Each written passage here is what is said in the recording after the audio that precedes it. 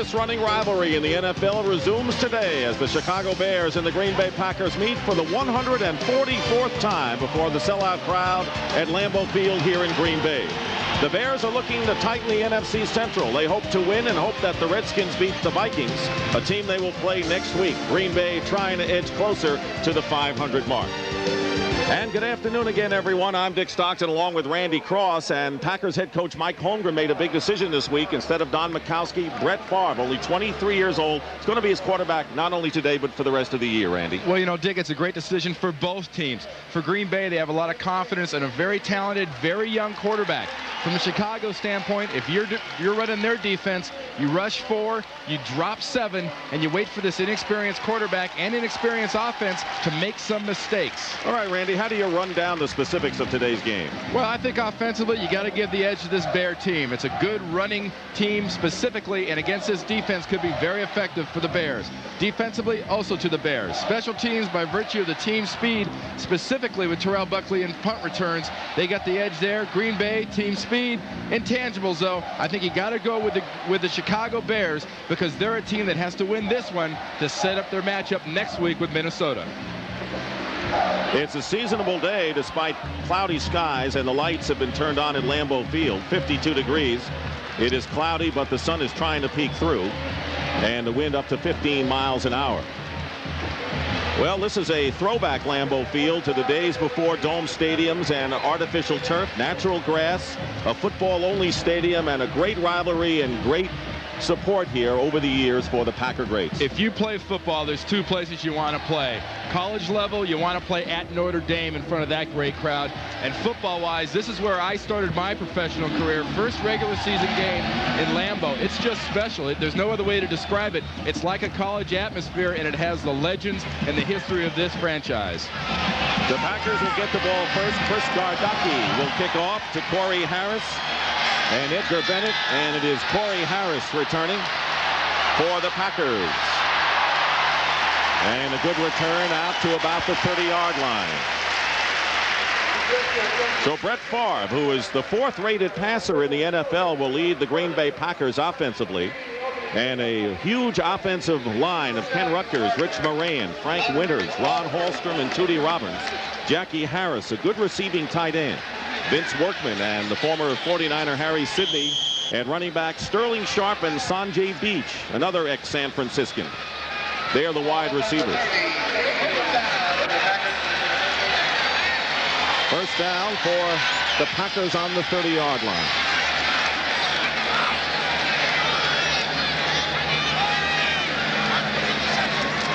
Each goes in motion, and Favre with time. His first pass is incomplete. It was intended for Sterling Sharp and knocked away by Jim Morrissey. The Chicago Bears defense up front: Armstrong, McMichael, Perry, and Richard Dent. John Roper, Mike Singletary, and Jim Morrissey, the linebackers. And in the secondary, Donnell Wolford and Lemuel Stinson at the corners, Mark Carrier and Sean Gale, who made an impact on his return to the Bear lineup last week. They're the safeties. Look for this Bears defense, Dick, to double team Sterling Sharp whenever they can. This is a team that uses the pass as the run, and Sharp is their only legitimate threat at the wide receiver position. Second down and 10. Workman gets the carry, finds a hole, and bursts forward to the 36-yard line. A gain of 6 where Morrissey makes the tackle for the Bears. Vince Workman's a back that's come into his own this year, and watch what happens. He's going to come in through this area, and he'll break it back through the heart of the supposedly impenetrable middle of the Chicago Bears. Look at that gash in the middle. It was all due to the fact that William Perry tried to take the trip around Rich Moran at left guard, and that opened up that big gap in the middle. Vince Workman, that was his 100th rush of the season, and he leads the Packers in receiving as well. Third down and 4 from the 36. Favre looking to run for the first down, and he'll be successful as he dives beyond the 40-yard line. That's the kind of a reckless, hell-bent for leather quarterback he is, and a gain of 5 yards with Spellman and Morrissey making the stop. If you wanted an early illustration of what makes Favre special to this team, This is enthusiasm. This is athletic ability. And this is what happens when you have a 6'2", 220-pound quarterback that doesn't mind diving, doesn't mind hitting guys, and wants to get a first down for his team. And the man he didn't mind diving into was Alonzo Spellman, who's pretty huge in his own right. First down for the Packers on their 41.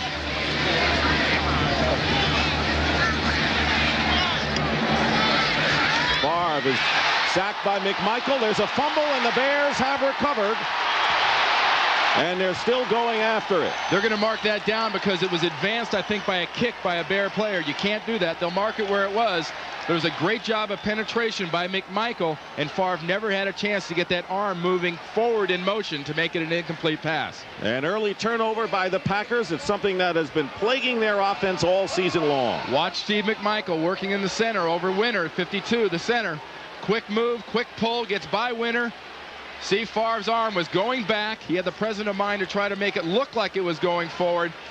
See that? See, McMichael pushed the ball forward. That immediately killed the spot exactly where it was. And the Packers leading the NFC in most fumbles lost. That is their 10th now of the season. And a first down for the Bears on the Green Bay 21-yard line. Jim Harbaugh, the quarterback. And he's got many wide receivers. He was going for Tom Waddle, and that pass was overthrown. Waddle was double covered in the end zone, and that'll bring up second down. So Jim Harbaugh, who had his career high with 304 yards last week against Tampa Bay, leading the Bears. And their offensive line, Troy Ozine, Mark Bortz, Jerry Fontenot, Tom Thayer. Keith Van Horn banged up starts at right tackle. And Keith Jennings is the tight end. Neil Anderson and Brad Muster are the running backs, and Wendell Davis and Tom Waddle the receivers. Second down and 10 and on the 21.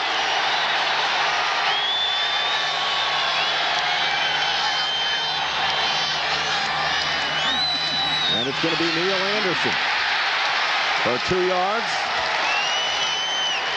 Matt Brock, the defensive left end, making the tackle for the Packers. Green Bay's strength is not in their defensive line. They start Matt Brock, John Jerkovich, and Robert Brown up front. George Kuntz starts at outside linebacker with Tony Bennett, Brian Noble, and Johnny Holland having a fine year inside. Terrell Buckley, the rookie, and Vinnie Clark are the corners. Chuck Cecil and Leroy Butler, the safeties, a young and improving secondary. Third down and 8 from the 19-yard line. Out of the shotgun is Harbaugh. He gets some pressure, and his pass is caught by Waddle inside the 5-yard line. And a Bear first down. Who else but Tom Waddle in the middle of traffic, and a gain of 15 yards with Adrian White, the nickelback, defending. What sets Tom Waddle's pass up here? Watch him run through the defensive backfield. He's looking for that spot, looking for a hole in the zone, recognizes Harbaugh scrambling, and gets the ball. But what set that up was Harbaugh's ability to avoid the rush, step up, and make that pass to Waddle. We saw Favre run earlier in that situation. Harbaugh, with a little more experience and savvy, is able to get a ball to his receivers. Johnny Holland very nearly got a hand on it. First and goal on the 3-yard line.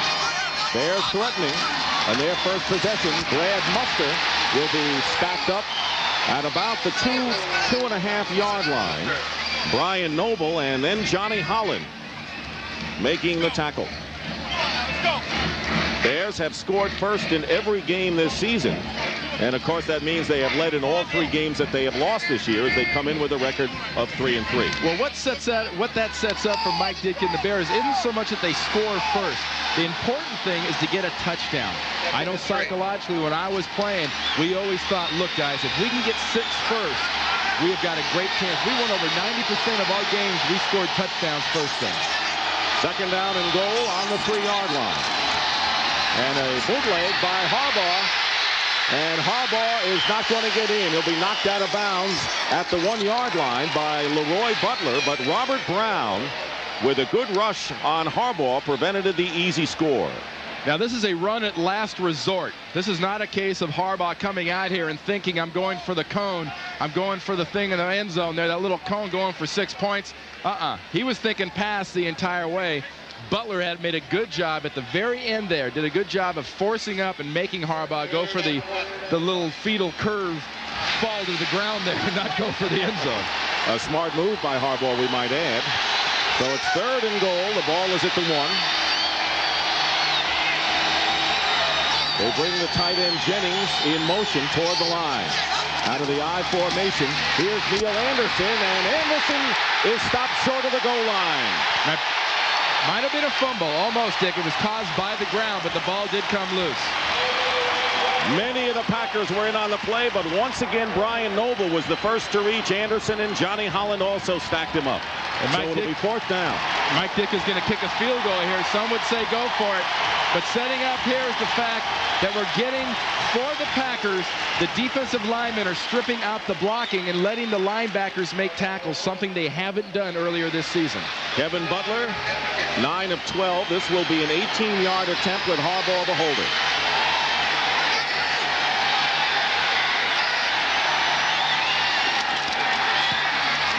And the kick is good.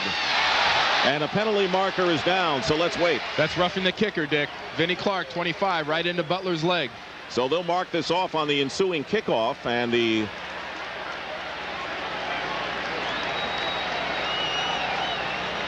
well, it's possible they might even get a first down on the penalty. It would remain 4th down. It's a matter, obviously you're not going to take the points off the board. You're going to decline this penalty, and you're going to leave those 3 points Running into the kicker by the defense. That penalty is declined. Field goal is good. Butler kicks the field goal, but the Bears had the ball on the 21-yard line following the turnover and can only manage 3 out of it. But they've taken the lead once again. The Bears lead the Packers 3-0. It is a kind of a moral victory for Mike Holmgren's crew. Well, I think for the defense, especially with their coordinator Ray Rhodes, their whole attitude is very much attitude. They want to out-hit everybody. They want to be tougher. They want to be stronger. I don't think they have the personnel really to carry that out on a consistent basis yet. But to do that to the Bears in that situation is a big plus. A victory? No, but it's a good excitement. It raises the excitement level for the defense on the sideline. Never a win when you give up points, and Mike Ditka playing it conservatively early on takes the points. 3-0 in favor of the Bears. Chris Gardocki will be kicking off again to Corey Harris and Edgar Bennett. It'll be Harris again from the 4-yard line. Corey Harris dives forward to the 25-yard line where Dante Jones makes the tackle.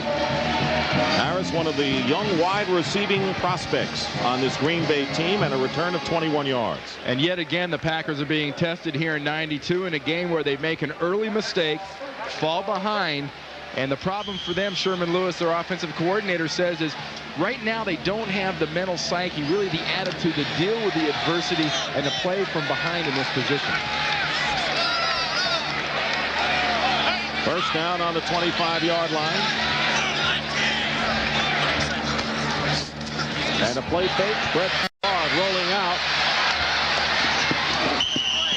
Making the stop, Jim Morrissey, as he cut through the blocking up front, and a pickup of only 2 yards for Favre. And what that shows you there, Dick, is they don't have a lot of respect for Chicago's team speed.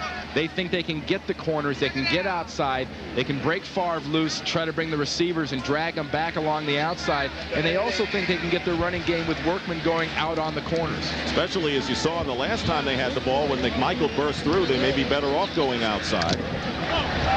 Second down and 8 on the 27-yard line. 3-0 the Bears lead. Just under 9 minutes remaining in the first quarter. Dexter McNabb is now in the backfield. Vince Workman carries and goes off the right side to the 31-yard line, a pickup of 4 yards. Trace Armstrong making the stop. And one of the real keys to blocking outside and getting some yardage on a team you think you can block outside on is having your tight ends and wide receivers block well. Look at Ed West, 86, the job he did on Roper, 55, the outside linebacker. West is one of the best blocking tight ends in the league and will alternate on passing downs with Jackie Harris, who Mike Holmgren feels is a real plus and a weapon as a receiver out of the tight end position. Sterling Sharp is the receiver at the top of your picture. 3rd down and 4 at the 31.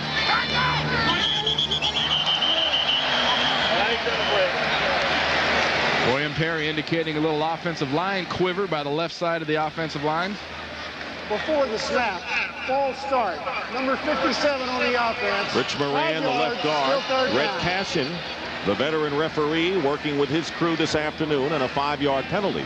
And that's a big penalty for a quarterback like Favre, who is not that experienced, and this offense that is not that comfortable yet with this offense.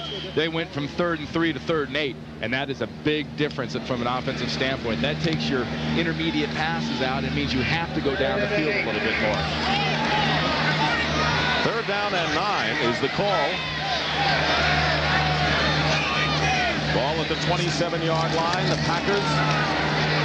And the pass is thrown behind Sterling Sharp, who is making a cut toward the sideline. Donnell Wolford was covering on the play. So Sharp, who came into the game tied for 4th in the NFC, but as Randy pointed out, the Packers have not gone deep, and the Bears know that they go under on most of their pass patterns. Now they'll have to kick. And that's a case of just a little mistiming between Favre and Sharp. But next time they get the ball, Dick, you got to look for a long pass down the field to stretch this Bear defense out a little bit. Tom Waddle goes back deep. And Paul McJulian, who struggled last week, averaging only 27 yards a kick against the Browns.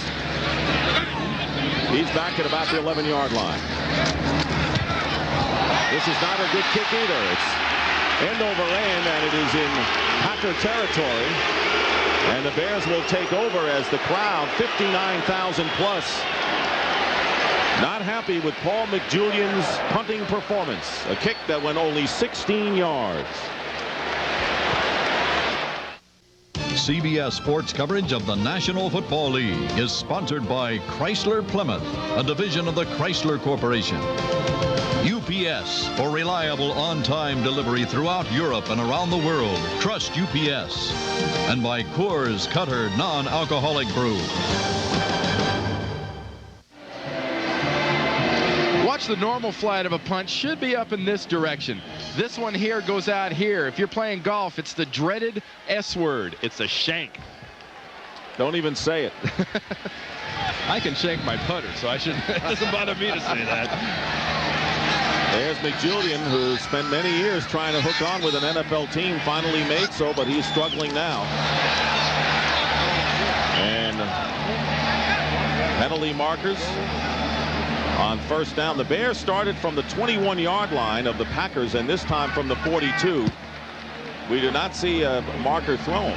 No, it wasn't really a penalty, Dick. It was the case where Fontenot, being the center, has sort of the right of first refusal, and he says it's on 2. When the center says it's on 2 and everybody else says it's on 3, it doesn't really matter. If the center says it's going then, that's when it's going. Harbaugh went down in a hurry for no gain, so a 2nd down and 10 as the Bears for the 2nd time start in Packer territory. Bears lead 3-0. And here is Brad Muster trying to go outside. Johnny Holland makes the grab, and Muster is snuffed out after a gain of only 2 yards. So it'll be 3rd down and long for Chicago. Watch the job that Johnny Holland does here, penetrating and maintaining his contain outside here. Remember, you're talking about Brad Muster, who's basically a tight end that has the ability to play fullback. And Johnny Holland won't let him get outside. Great job by Holland, and a nice job of rallying by the rest of the linebackers. Roland Mitchell is an extra defensive back for the Packers. And the Bears go with 4 wide receivers. Harbaugh out of the shotgun. 3rd down and 8 from the 40-yard line. Harbaugh takes and the pass is deflected at the line of scrimmage by Matt Brock. And Johnny Holland downfield very nearly got a hand on it. So the Packers clamp down after the Bears start for the 2nd time in Green Bay territory. And once again, the Packer defense is stiffened. And in that situation, Dick, a knockdown is as good as a sack for that Green Bay defense, because it forces Chicago to have to punt, and it gives you that sort of excitement. Now they can come to the sideline, look at their chalkboards, look at what everybody's doing, and they've been successful, and they can really have a little hop in their step. Chris Gardocki will be kicking. And Robert Brooks is back deep, and he'll call for the fair catch, and it is down by the Bears, who got down in a hurry at the 5-yard line. And it was Maurice Douglas who virtually caught that punt. A 35-yard kick, and the Packers will start from their 5. You are watching the National Football League on CBS Sports. Keep an eye right here on the veteran Maurice Douglas out there at the end position on the punt team, and the job he does, he gets down the field and gets beyond the ball to catch this. This ball has no chance of getting into the end zone because his body is between the ball and the goal line. Good play by Douglas on special teams. The Packers start from their 5 on first down, and Vince Workman with a fine run is close to a first down. He is a yard shy, gain of 9 yards, and Workman has become a workhorse for the Packers under Mike Holmgren, and a good gain on first down. And so far, the running game of the Packers really bodes well for them to be able to run this ball basically from tight end to tackle inside like that and blast a few quick ones in there. If it does one thing, it gets Chicago thinking. Because Chicago coming into this game has to think we can stuff these guys. And right now, they are not stuffing these guys. They come out with a 3 wide receiver set on 2nd and 1. And they go with Workman. And he is stuffed, and Workman may or may not have the first down, depends on where they spot the ball. Richard Dent, who was not healthy coming into this ball game. Dent had sore ribs, suffered in the Viking loss a few weeks ago, and did not practice much of this week. We talked about stuffing. Here's Dent working against Rutgers. Stuffs him, stands him up, and really Workman has nowhere to go because Rutgers cannot do anything with Richard Dent on that play. Richard Dent, who's starting despite the fact that he's banged up. If he can't go all the way, Alonzo Spellman, the rookie, will come in as they're going to measure to see whether Workman had enough for the first down. Well, I think realistically, though, Dick, the Chicago Bears and Mike Ditka are faced right now with the reality of working in the Spellmans and the Zoriches and whatnot on defense because they are almost 29 years old on the average on defense, and that's way too old. It's an area where Mike Ditka and these Bears are really getting long in the tooth, gray, whatever you want to call it. That's what they're getting. That's Ditka's record against Green Bay, pretty consistent, but you're right about the Bears. They've allowed more points than all but 3 teams in the NFC. So the vaunted Bear defense has not been evident, and the Packers have a first down on their 16. And early here is a chance for Green Bay to stretch that defense and get a ball downfield. Sterling Sharp goes in motion and a play fake. Trace Armstrong is in on Favre, who tries to get it away. There was a receiver in the neighborhood, so no grounding call there, but good pressure by Trace Armstrong as once again the Packer offensive line has trouble pass blocking. Nice job by Favre because he doesn't get the support from his guys up front. And that's what happens when you're trying to block a Trace Armstrong with Sterling Sharp. Now the plus Favre had was he had Sharp out there in the flat and was able to throw to him. Because remember, the intent of grounding is to avoid a sack, and Favre was definitely avoiding a sack. Trace Armstrong leading the Bears with 4 sacks coming into this game. 2nd down and 10.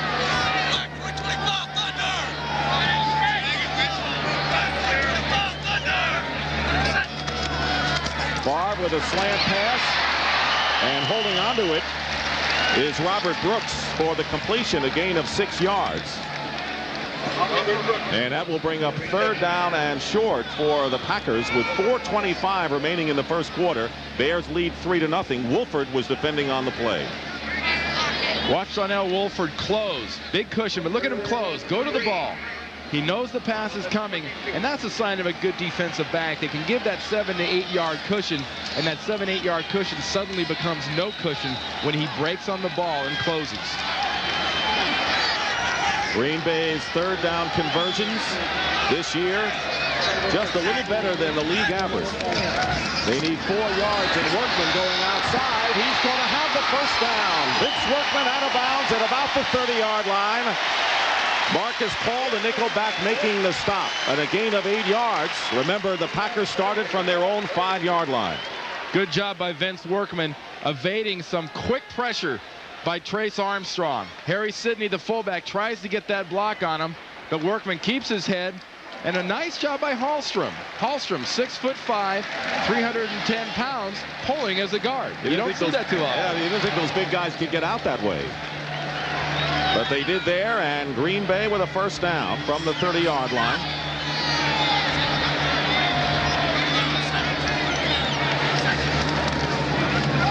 Here is Workman again getting the call, and a gain of 3 yards. Coming into the game, Workman had carried 99 times, 80 yards 80 times more than Favre. Singletary making the tackle. Let's watch Hallstrom one more time, pulling the other way. Little counter play. On that play, you know, the Redskins made that counter famous by pulling 2 linemen. The Packers don't have that luxury, so you saw Harry Sidney, 42, the fullback, basically being the tackle backside pulling.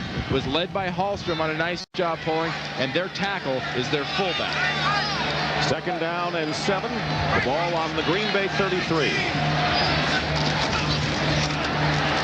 Pressure on Favre, and he's got Brooks.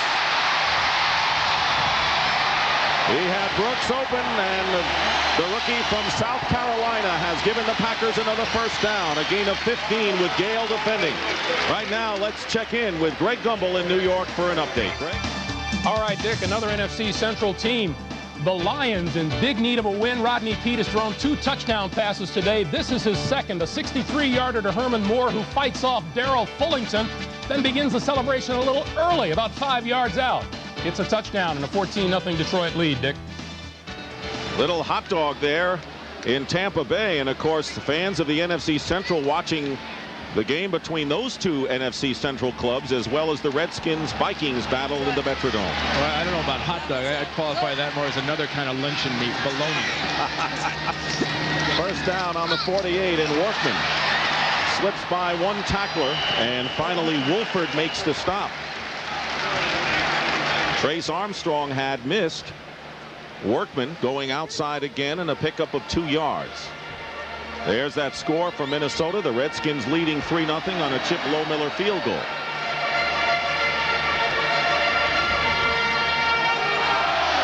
Mike Ditka hoping the Bears could win here, and the Redskins could beat the Vikings, setting up a big clash between the Vikings and the Bears next week. 2nd down and 8 at midfield. This is the farthest advance for the Packers.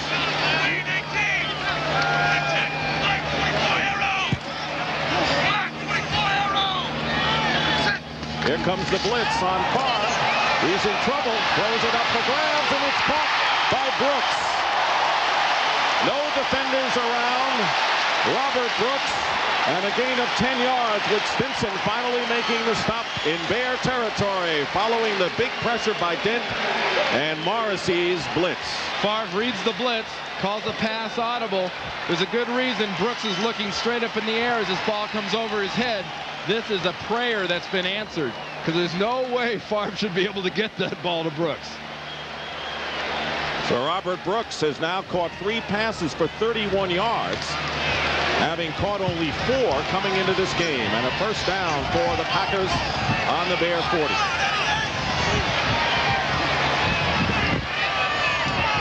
Now they bring Workman in motion. Favre up the middle has Sterling Sharp in traffic, and Sharp may have another Packer 1st down. He does inside the 30-yard line. And it was Sean Gale and John Roper in on the stop. Well, these Packers are doing something they've been able to do most of the season, and that's move the ball between the 20s. They started this ball deep in their own territory. The key for them in this game and the rest of this year is to be able to finish their drives off once they get into the +20 red zone type areas. Last week they got inside the Browns 34 times and only came away with 2 field goals. And that is the end of the 1st quarter here at Lambeau Field, with the score, the Chicago Bears 3 and the Green Bay Packers 0.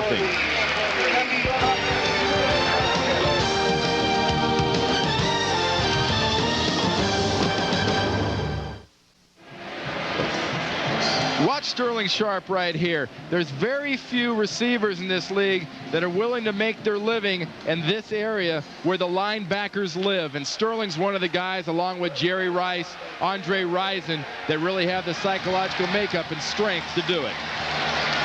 Start of the 2nd quarter and a 1st down on the 29-yard line. Favre finds his tight end, Jackie Harris, with a short gain. Jim Morrissey is there after a pickup of only 2 yards. That was the 11th play of the drive for the Packers. Remember, they started from their 5-yard line, so this has been an impressive drive for Green Bay. But as you pointed out, the question is, will they get the 6 at the end of the tail? They trail 3-0. Well, we mentioned also early that, the key to stopping a Green Bay Packers team is not so much putting a lot of pressure on them. It's dropping deep. It's letting them catch the balls and seeing if they can have enough experience to not make mistakes. Chris Zorich has replaced William Perry up front for the Bears. Favre on the audible. Looking right. In trouble.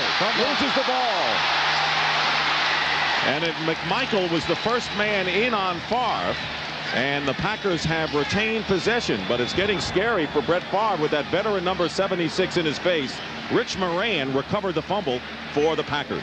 It really hurts Green Bay not having James Campen at center and Winter 52 as substitutes in there, and that's who is beaten immediately by McMichael and causes that fumble.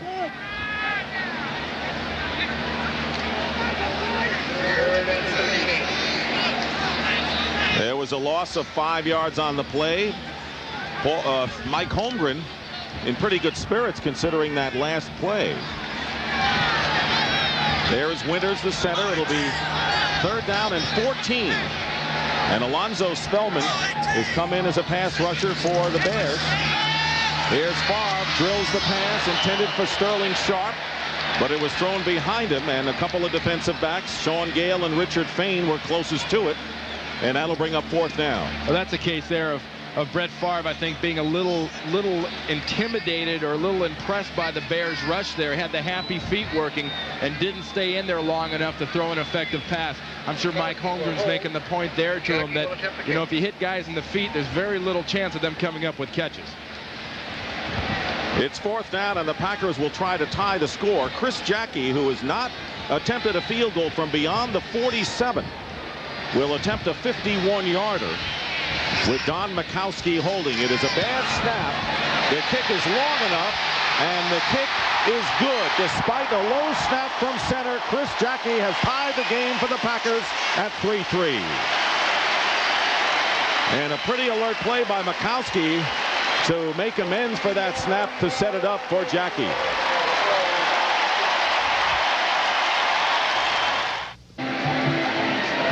Keep an eye on the snap here. Mikowski handles this thing. It's not real low, but he fumbles it a bit. But to his credit, he gets it down.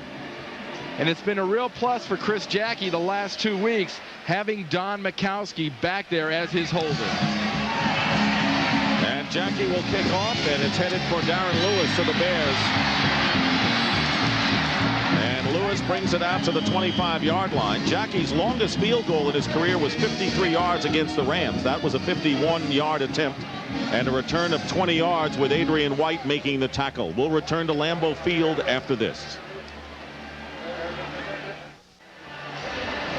Bears and Packers have traded field goals. Notice the time of possession. Green Bay has had an edge over Chicago in time of possession, but the big thing, as Randy pointed out, they haven't gotten into the end zone that much. Green Bay's had that time of possession edge in almost every game they've played this year, but their biggest problem has been, if you're going to get down there, you don't want 3. You want 6. 3 points does not take advantage of the time you're taking off the clock. Bears start from the 25-yard line. And it's going to be Harbaugh with a good fake, and his pass is incomplete, intended for Wendell Davis. He was open, and Vinnie Clark was defending, but well behind Davis. And this is a throw by Harbaugh that goes into the dirt, and Wendell Davis does his best Jeff Blauser. He gets down there and digs this thing out, but it's well short. You see 3 yards short of being a completion, and that's just a case of bad mechanics by Harbaugh, not keeping his knees bent and stepping all the way into that throw. Harbaugh is 1 for 4 for only 16 yards in his passing attempts. 2nd down and 10. He'll go to the air again, and Harbaugh drills it, and that pass is caught and stacked up.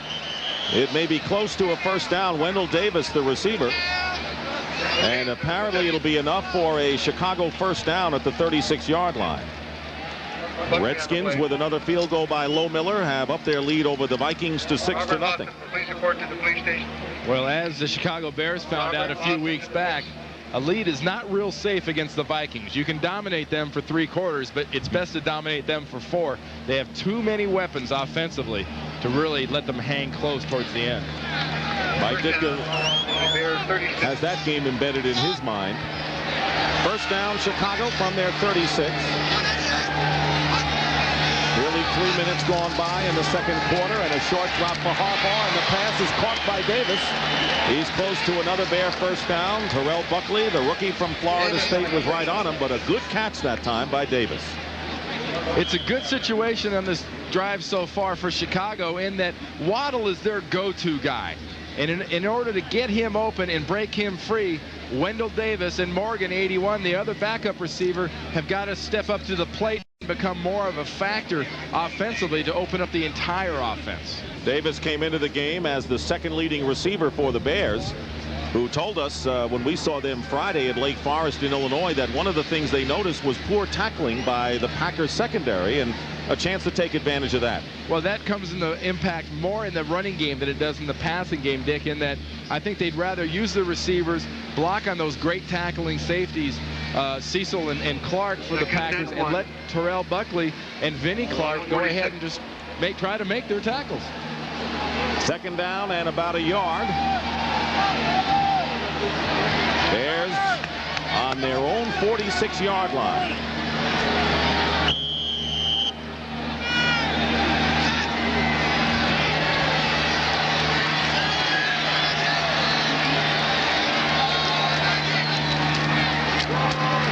Anderson has the first down as he dives close to midfield. Brian Noble makes the tackle and a pickup for 3. Running yards have not been plentiful thus far for the Chicago Bears, who have been doing most of their work through the air. Anderson coming into the game as the leading rusher for Chicago, and he gained 42 yards against Tampa Bay last week. And that's really surprising, playing against this Packer defense that has not been strong at all.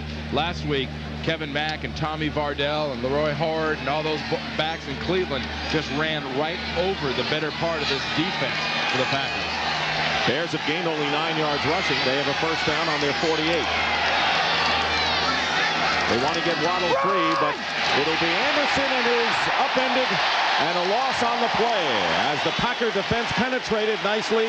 Leroy Butler, and a loss of 7 yards on the play. That's that young secondary that has so much speed. Very key move by Ray Rhodes, the defensive coordinator, when he came to Green Bay, was making Butler a safety from his cornerback position. He's 6 foot, he's about 205 pounds, and he and Chuck Cecil will hit anything that moves. They're the leading tacklers, and they love. If you see a safety with a neck roll device there on his shoulder pad, you know he doesn't mind sticking his head in there. Not at all. And he did on that play. So it's second down and 17 for the Bears. Back on their own 41. Harbaugh will throw, and the short pass out of the backfield to Brad Muster. And they get back to the original line of scrimmage, a pickup of 7 yards, so they make up for the loss on that last play. Johnny Holland defending. And it'll be 3rd and 10. Nice job by Johnny Holland of sort of shadowing Brad Muster, who's just a very good natural receiver who doesn't have to work on it much. But Holland doesn't take any chances, doesn't gamble going for the ball, just sticks right to Muster and makes the tackle, and still makes the Bears have to get another 10 to get a first down. Holland, a former quarterback, now likes to get at quarterbacks from his linebacking position. Satisfied to take care of the running back that time. Out of the shotgun on 3rd down and 10. Harbaugh looking for running room.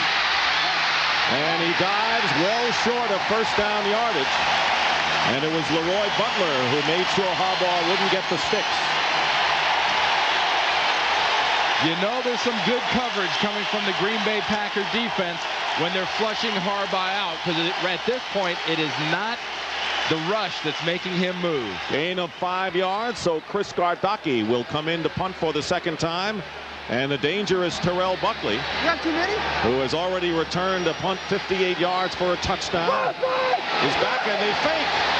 And a pass wide open to Green. And they fake the punt, and Gardocki through to Green. Penalty markers are down at the 6-yard line. Vinnie Clark on the stop, and a bag of tricks from Mike Ditka's collection, and the Bears are threatening. That wasn't real complicated, Dick. That's where you split your whole punt team out, and Green was out there, and nobody covered him. He's standing out there all by himself. 43-yard gain.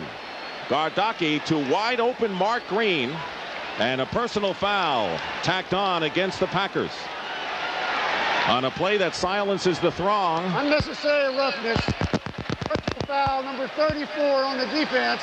After this is to the goal. Edgar Bennett. First down. Look up here. Here's Green. Remember the old lonely end play? Well, here's the lonely punt end play. Goes into motion, almost looks like he's running out of bounds, and the entire Packer punt return team goes to sleep on that play. That was good improvisation by Gardocki, good installation by Abramowitz, a special teams coach. That's one of the things he can do to take advantage of a young club. So it's 1st and goal on the 3 for the Bears. 3-3 the score, and here is Brad Muster, who is stacked up after a gain of maybe 1.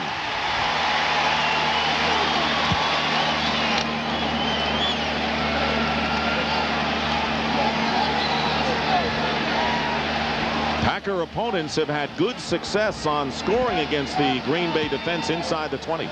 And a lot of that has to do with the defensive line, the guys up front that play for that Packer defense. If there's one area on the defense you'd say they need a lot of improvement, it's in their big guys. They're not really that good at stuffing people up and causing turnovers. 10th play of the drive, 2nd down and goal. The ball is at the 1. And Muster is in for the touchdown. Brad Muster with a touchdown for the Bears, his 3rd of the season. He had 2 last week against Tampa Bay. So on a fake punt, the Bears get a big break, catch the Packers sleeping. Watch the ball. Does it break the plane of the goal line? He puts it out there. He had it cradled against his chest. It did not. But his extension of the ball broke the plane and got him 6 points. Now Kevin Butler. He has been perfect this year, and Butler remains so with the extra point. And the Bears lead the Packers now 10-3 on this touchdown by Brad Muster.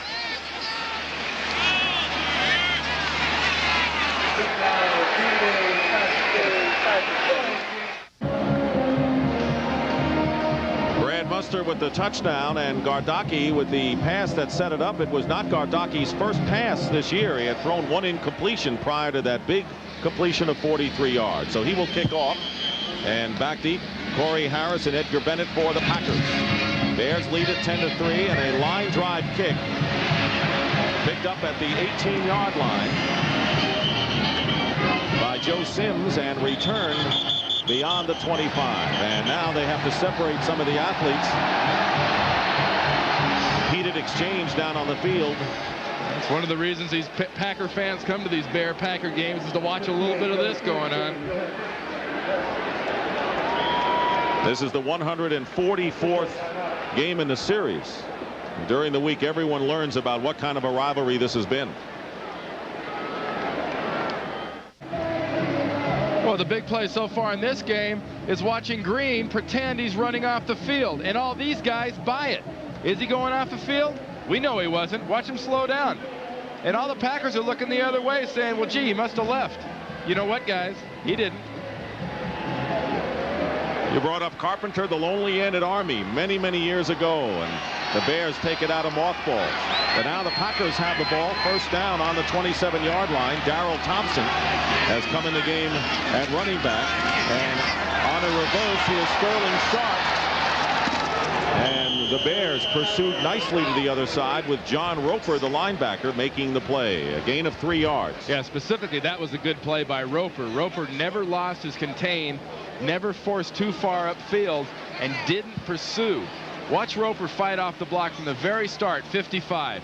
Sidney cannot get him hooked. So he's maintained that contain. He knows he's got help inside. His guys are there, and Sharp can't cut in, and he makes the tackle. So far, total yardage this quarter, the Bears 73. Of course, 43 came on that fake punt and pass. -1 for the Pack. 2nd down and 7. And here's Favre looking to throw. And they're not going to get much out of this. Darrell Thompson for a short game defended by Roper. Right now, let's check in again with Greg Gumbel in New York. Greg? All right, Dick, at Philadelphia, the Eagles have broken the scoreless tie. Randall Cunningham finds Calvin Williams all by himself. 40 yards in the touchdown, 7-0 over the Cardinals. Philadelphia leads it in the second quarter, Dick. All right, Greg, thank you. It's 10-3 here in favor of the Bears with 6:20 remaining in the first half. He may be playing with all his marbles, but not all of his letters on his uniform, as the Z is missing from his shirt. Chris Zorich, or Zora. Well, with the size of his arms, he stretches that jersey pretty good, just popped it off. 3rd down and 4 from the 33. Spellman and Tim Ryan have come in defensively up front. And there's a marker down. Maybe in a procedure call against Green Bay. Just ran out of time on the play clock. Delay by the offense. 5-yard penalty. Still 3rd down. So instead of 3rd down and 4, it is now 3rd and 9. A totally different setup here with 5:57 remaining in the half. And the tough thing for this Green Bay offense in this situation is they're still going to throw the ball more than likely in front of the sticks. And they're going to rely on their receivers or their backs' ability to break a tackle to get the first down. They have not gone more than about 15 yards down the field. They have got to stretch this Bears defense. 3 wide receivers with Sharp to the bottom of your picture. Favre looking for room. And he's going to run with it and fall short of the first down by about 3 yards. Jim Morrissey defending on the play. So it's 4th down, and the Packers will have to kick it away. Morrissey, who intercepted a Testaverde pass last week. And now Paul McJulian, whose first kick went only 16 yards. And he'll be booting at Tom Waddle. And another kick off the side of his foot will go out of bounds. So McJulian is really having problems kicking. He had been with the 49ers among many clubs and was cut by them. This one went only 24. Back here at Lambeau Field, Dick Stockton and Randy Cross with 5:02 remaining in the first half. The Bears, thanks to a trick play, a fake punt, and a 43-yard pass play, have scored the only touchdown of the game and lead 10-3. And there is a man under siege right now, Paul McJulian, the kicker. Well, you punt some balls like that and you move that name former Packer in front of your name. If you keep doing that on a regular basis, I don't care how much the coaches like you. Bears starting position, their own 49. They've had great field position throughout. Harbaugh on a fake, and wide open is the tight end Keith Jennings, and he gets into Packer territory. Inside the 40-yard line, Chuck Cecil, who made 10 tackles last week against the Browns, makes the stop and a pickup of 19 yards. Cecil tackling a guy about 40 pounds heavier than him. And, you know, Jennings, when you think about their tight ends, is not so much the receiver that you would be impressed with. But he's a guy that has soft hands, used to be a wide receiver at Clemson. And Cecil comes up to challenge him, and for all his effort, just gets a big divot on his face mask. Jennings has been starting for the Bears. Jim Thornton still out and with a sore foot. They don't know when he's going to get back. First down for the Bears on the Packer 39. And they're going to reverse to Wendell Davis. Davis may have another Bear first down. He will. Leroy Butler making the tackle and a gain of 11 yards and a good block by the right guard Tom Thayer to set that play up. Well, Thayer was out there. That's his job, is to make those blocks on a reverse. Watch Harbaugh, but watch Terrell Buckley up here. We talked about the fact that the cornerbacks for the Packers aren't nuts about tackling. Watch what he does as he sees that big guard coming around and trying to block on him. He's backing up. He's backing up. I mean, how much farther could you want to go? You only got 30 yards till your end zone. You got to make a stand sometime. That has been one of the questions about Buckley, is his inability or lack of zest for tackling back in the secondary. Darren Lewis has joined Neil Anderson in the backfield. First down for the Bears. Harbaugh's throw, and it's caught It is caught by Tom Waddle, and it'll be good enough for yet another Bear first down, a pickup of 11 yards with Vinnie Clark, the cornerback, defending on Waddle. What a nice job. They talk about possession receivers. Here's an example of a possession receiver. Right at the, make sure he gets the second foot down, knows he's on the sideline. Good job. Tom Waddle, who caught 3 passes for 114 yards last week against the Bucks. Well, those stats were thrown off a little bit. He had a 60-yarder right at the end of the half that padded that up a bit. He'll take it. First down. And here's Anderson. Diving for a couple inside the 15-yard line as we wind down to 3 minutes remaining in the first half. Anderson picks up 4 yards on the play. And watching the Bears this year, it's impressed me with the fact of how far away from the Bears persona this offense has gone. We're seeing reverses. You're seeing a lot more passes out of this Mike Ditka offense. And the run is not so much that kind of macho feature anymore. Mike Ditka's the first one to admit, I feel no need anymore to try to pound the ball down people's throats. He's got 3 wide receivers on 2nd down and 7. There's Waddle in motion. And Harbaugh finds Waddle inside the 10, and a good tackle by Vinnie Clark prevents further damage. And a gain of 5 yards on the play as the Bears inch closer to the Packer goal line. It is a good job by Clark, because one thing Waddle does do extremely well as he comes in motion is break tackles to get the extra yards. He's turning this ball upfield, going for the goal line. And look at the job that Clark did. He did not grab for Jersey. He did not grab for a leg. He wrapped his arms around both legs and made it impossible for Waddle to go any further. One of the Packers secondary who does enjoy tackling in the open field. 2-minute warning here at Lambeau Field. We'll be back. Here in Green Bay, they remember the Fridge carrying the ball and doing damage a few years ago. And this week, Mike Ditka said that you may see William Perry carry the ball again, although Jim Harbaugh said they didn't have it much in practice this week. Well, he has the ear of Alonzo Spellman, the rookie there, and he's telling him about his days. I went over the top. I went down low. They used me on sweep. I was all over. In the old days. First and goal for the Bears. Harbaugh has completed his last 6 passes. He's going to try for another here. And his pass is caught for the touchdown. And it's Keith Jennings, the tight end. And the Bears, with their second touchdown of the second quarter, a 4-yard reception lead, 16-3. I'm sorry, Dick. What a nice example of patience by Jim Harbaugh. He doesn't have things. Watch Jennings, 85, coming out of that tight end. He's going to work his way free. Harbaugh's thinking pass the entire way, was not looking to run, had the patience to wait until his guy got in the open. Kevin Butler trying to add the 17th point for the Bears. And he does. What I was going to say is that's the first touchdown reception for Jennings, who really has had a fine year, as has Blackwell, the backup tight end. It's been a tough year for the tight ends in general. They've been nicked up. They've gotten some injuries, and it's enabled Blackwell to get some exposure. But if the Bears had their druthers, that rookie tight end wouldn't get much playing time behind Thornton and Jennings. And that, in essence, also his first NFL touchdown reception. Want to remind you that coming up at halftime, Greg and Terry with scores and highlights. Washington, Minnesota. Detroit is playing Tampa Bay, and other games of interest to the NFC Central Division. Now let's watch Jennings and the job he does to get back here, kind of move around, and then finally settle in and get himself open. We talked about Harbaugh's patience. How about Jennings' perseverance?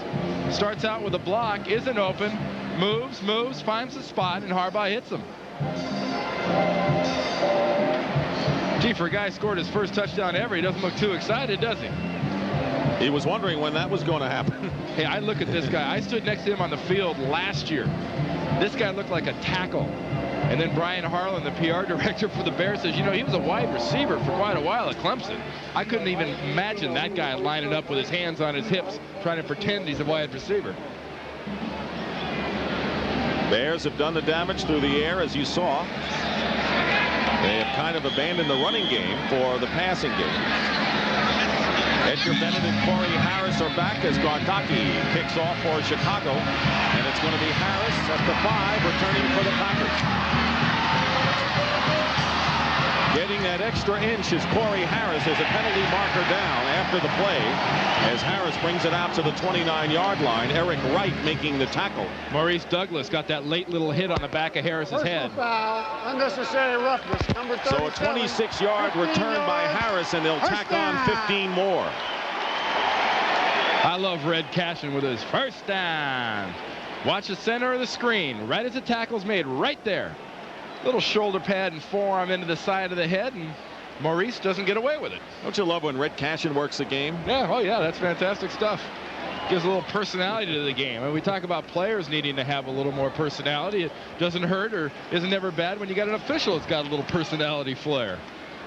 1:47 remaining in the first half. Packers have all 3 of their timeouts remaining. It is now 9-0 in favor of the Redskins. First down on the 45-yard line for the Packers. Favre with a pump fake, and he's going deep, wide open. Is Sterling Sharp. He's got it inside the 10. Favre put enough air under that pass for Sharp to have a brat before halftime. He'll have one after the game for sure. One of those Wisconsin bratwursts, a 45-yard pass play. Here's Sterling Sharp, and he just goes deep. Favre underthrows him pretty badly, but Sharp is so wide open, he can afford it. It was the double move that did it. The double move, faked out, went in, and he completely turned Donnell Wolford around. One more time, watch the double move. Watch him look like he's going outside. Wolford sits on it, and there goes Sharp. And he beat Wolford and Carrier as the Packers have called their first timeout. They have the ball on the 10-yard line of the Bears, looking to get back in this game. Look at the grass on the back of Sterling Sharp's helmet after that play. Well, he wears those straps on the back of his helmet to prevent any kind of hyperextension forward with his helmet when he's running and when he's getting hit and the contact that's entailed and when he's being tackled. They spread out the offense. First down on the 10, first and goal as the ball is inside the 10-yard line. Favre, he's going for Sterling Sharp. Touchdown, Packers.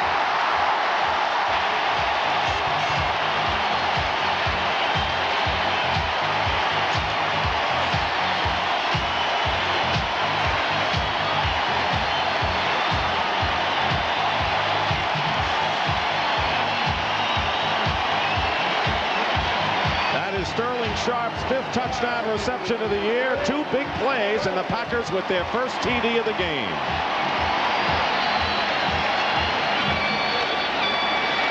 Are they happy or what? Sterling is fired up. Every team has their money guy, and now Green Bay has 2. Sterling Sharp and Brett Favre. Chris Jackie's conversion is good. And it is now 17-10 in favor of the Bears. 2 big pass plays. The 45-yarder and then the touchdown pass from Favre to Sharp. Well, we talked about the double move of Sterling Sharp. He puts another double move on that is enhanced by this right there. The pump fake. Another balloon ball by Favre. But Lemuel Stinson is beaten so badly by Sterling Sharp, he can float the ball up there. Watch this double move. 1, 2, see you later, bye. We're talking 6. And that ball hung in the air a while, but Favre, what a spirit he is for this ball club. His teammates love the zest he brings to this game.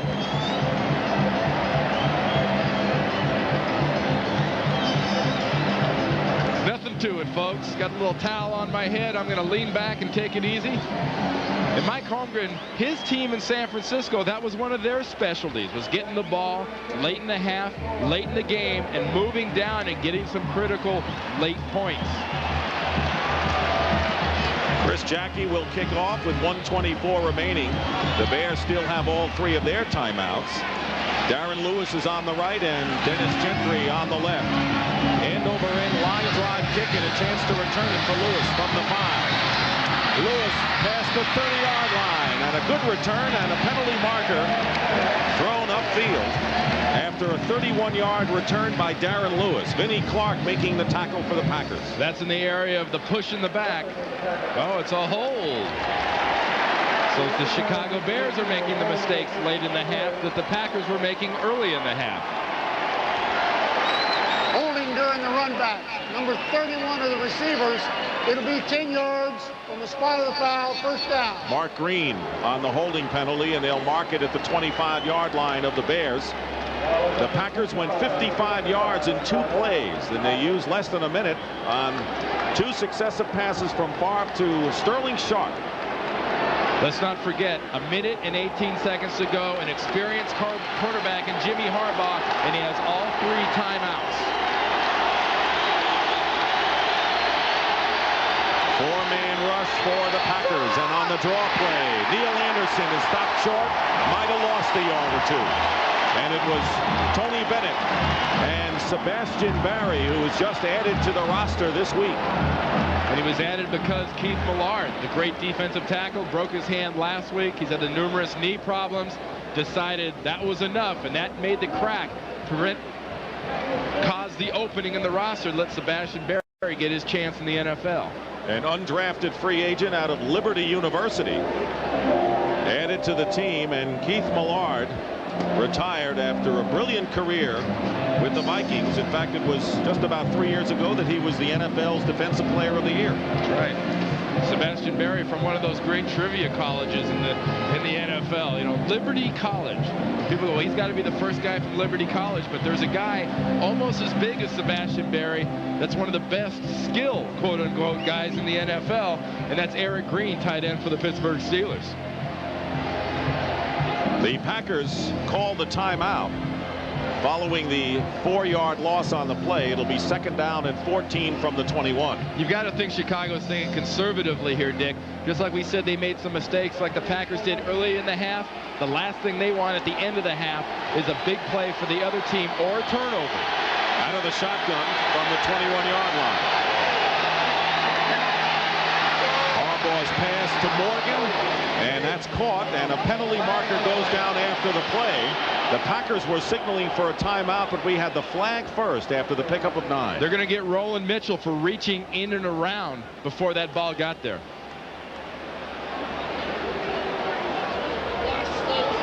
And that'll be the call. Clock stops with 59 seconds showing. And what this does is this enables Mike Ditka and the Chicago Bears offense to open things up a little. Interference. Number 47 on the defense. First down. Roland Mitchell, first down. And he comes in from behind. Watch 47 working right here against Morgan, in and around. Not only did he have the left arm on him, he had the right arm on him. That was a nice call by the back judge about 30 yards away, so it was good vision. A 9-yard penalty following the call, and it's a first down on the 30. There's the time remaining, just under a minute. Harbaugh dumps it off, and he's got Tom Waddle looking to get out of bounds, and he can. That was a fine tackle that time by Vinnie Clark as the clock continues to run. And finally, a timeout is called by the Bears, and they have 2 remaining. That was another example of that tackling style that Vinnie Clark used down by the goal line on Tom Waddle, wrapping both those legs up and preventing him from even moving once he got a hold of him. And you know Waddle's going to get the ball in these situations. It's just a matter of where he's going to come from. Where he comes from is the far right, and you know Johnny Holland's not going to catch him, but Vinnie Clark, once again, hog ties him, tie those feet up, throw those arms in the air, and the judges will give you a time. And those judges count. There's Waddle, and the timeout because of that tackle forced on the Bears, who have 2 remaining. With 47 seconds remaining, they'll have the ball on their own 38-yard line. Harbaugh has completed his last 8 passes. He has completed 9 of 12, and he's out of the shotgun again with 4 wide receivers. He had plenty of time, and he stopped Waddle, and Waddle does get out of bounds to stop the clock in Packer territory with 40 seconds remaining, and a gain of 16 yards on that play. Look at this cushion. Look at that area in front of him. And what's really kind of funny, watch the unceremonious way that Waddle gets out of bounds. Is this class? Is this style? Nah, but it's effective. He got out. 19 of his 22 catches for Tom Waddle have been good for first downs. That's what he's done in this game. And a first down in Packer territory at the 47, and the handoff to Neil Anderson, who scats inside and may have another Chicago first down. Roland Mitchell, the nickelback. The whistle had blown. So there is no turnover on the play, and 30 seconds remain in the first half. And now the Bears will use up another timeout. They've got one left. And this is in the realm of possibility distance-wise for Kevin Butler. You're talking about a 52, 53-yard field goal. Outdoors, he can do that. Speaking of field goals, look at Lohmiller's going crazy in the dome. He's got 4 already today. Well, so far the scenario is going the Bears' way. They're leading here 17-10 with a chance for more before halftime. And the team they're chasing, the Minnesota Vikings, are trailing at the half. Now the goal has got to be not getting into the end zone, but probably getting another 5, 7, 10-yard pass in and either getting out of bounds or expending your last timeout to set Kevin Butler up for his field goal. Butler's longest this year was 50 yards. Right now the ball sits on the Green Bay 36. He's got the strength in that leg, though, Dick. He missed last week from about 56, and it wasn't short. It was well right, but it had plenty of distance. Again, 4 wide receivers. Harbaugh out of the shotgun. Harbaugh dumps it off to Anderson. Anderson is hit from behind at the 32-yard line by Johnny Holland, and a gain of 4 yards on the play. The clock continues to run. The Bears, with a hurry-up offense, stop the clock now with 13 seconds remaining. Penalty marker is down. That indicates some sort of a formation deficiency, you might say, by the Bears, I think. It is. That'll be 5 yards, and those are precious yards when you're trying to get into better field goal range. Illegal motion. All the players were not set on the offense. 5 yards. Hold up.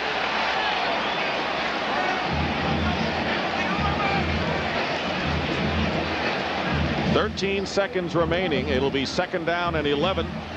The ball is at the 37-yard line.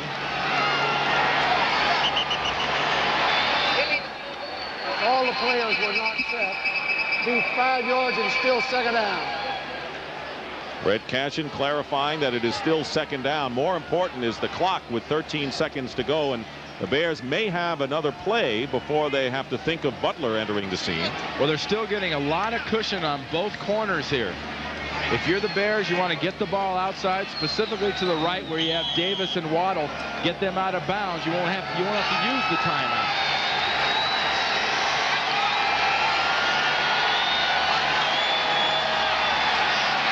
Harbaugh is going to run.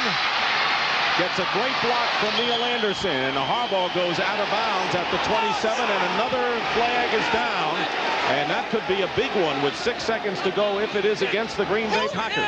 It's going to be a late hit out of bounds, and that definitely falls in the dumb category of something to do in this situation. That's the last thing the Packers needed, was a penalty like that to move the Bears closer for a final field goal attempt. Unnecessary roughness. Number 50 of the defense. Johnny Holland, who you would say should know better. And is a first down for the Bears with 6 seconds on the clock. Mike Holmgren, normally a guy that does not show the emotions very much, does not like this at all. He's out of bounds. He's way out of bounds. He's definitely out of bounds, and you don't hit somebody there. And as Mike just said, that was dumb. So Kevin Butler is in for a 30-yard attempt. He has kicked one from 18 yards in the first quarter to give the Bears the lead. Jim Harbaugh, the holder.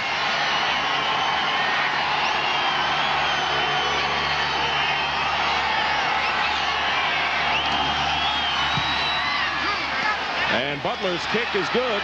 So the Bears score before the end of the half. There are 3 seconds remaining, and it is now 20-10 in favor of Chicago. Dick, those are the kind of mistakes Mike Holmgren, he doesn't like it, but it's definitely the kind of mistakes you have to learn to live with when you have an inexperienced, young / inadequate team. Mike has got to get more talent here in Green Bay, and he's got to get a team that thinks the entire 60 minutes and doesn't go into lapses. And I think in talking with him yesterday, he seems to have the right temperament for just that.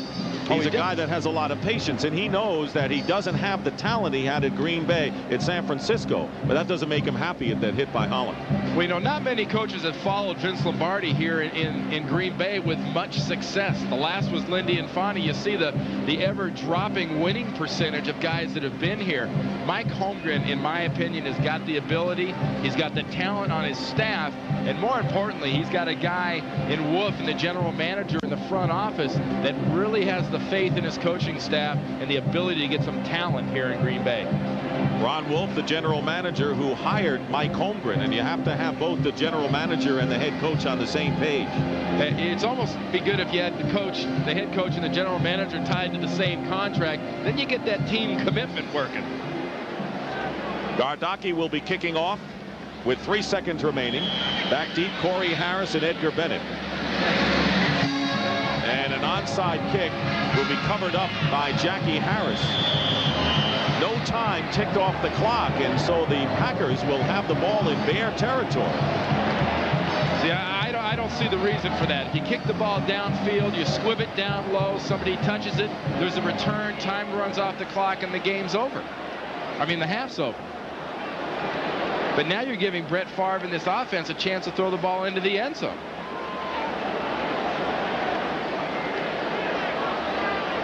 That was an ill-advised kickoff, to be sure, because they do have a chance for a Hail Mary situation. The officials are huddling. The ball did not go 10 yards. Well, the ball went 10 yards. The deal is the clock should start as soon as a Packer player touches it, but he was immediately downed when he did. So a second had to tick off, I think. The clock should have started when the ball was touched, but he went down. We'll run 1 second off the clock. There should be 2 seconds on the clock. Well, the crowd doesn't like that decision, but you know what, folks? It doesn't matter because the Packers are still going to have one play. Watch. Ball has to go 10 yards. 5, 10. It's touched. He's down. 1 second had to go off, but it was a millisecond because he was down as soon as he touched it. Went 12 yards, and there is Sterling Sharp, who lines up to the top with 2 seconds to go. And a 3-man rush, 8 men back on the prevent. And here is Favre into the end zone. And it's knocked away by the Bears. Very smart play by Chicago's defense, not trying to catch it, but to bat it away. And it was Marcus Paul who did the batting for the Bears. And that is the end of the first half here at Lambeau Field with the score. The Bears 20 and the Packers 10.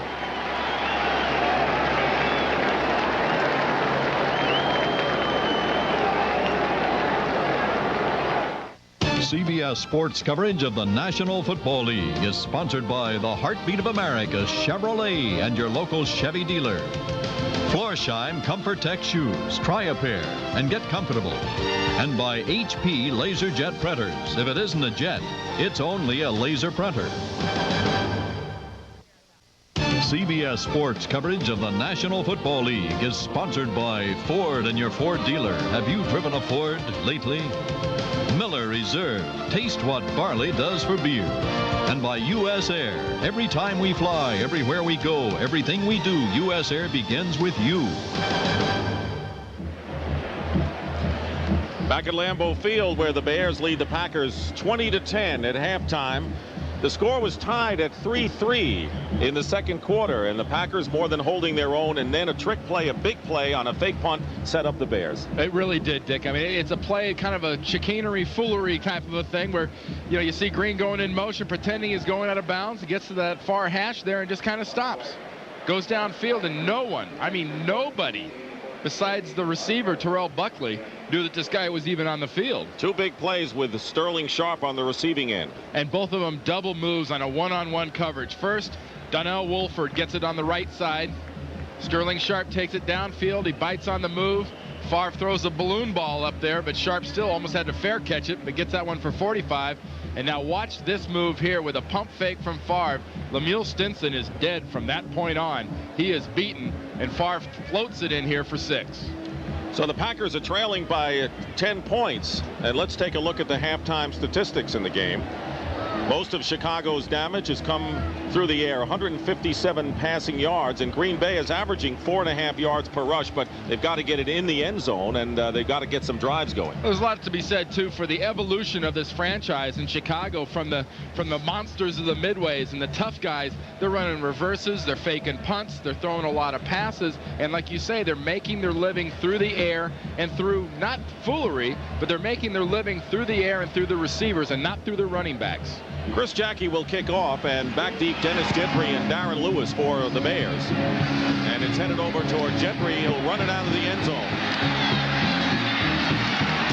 And a penalty marker is down, and Gentry is stopped at the 20-yard line by Dexter McNabb.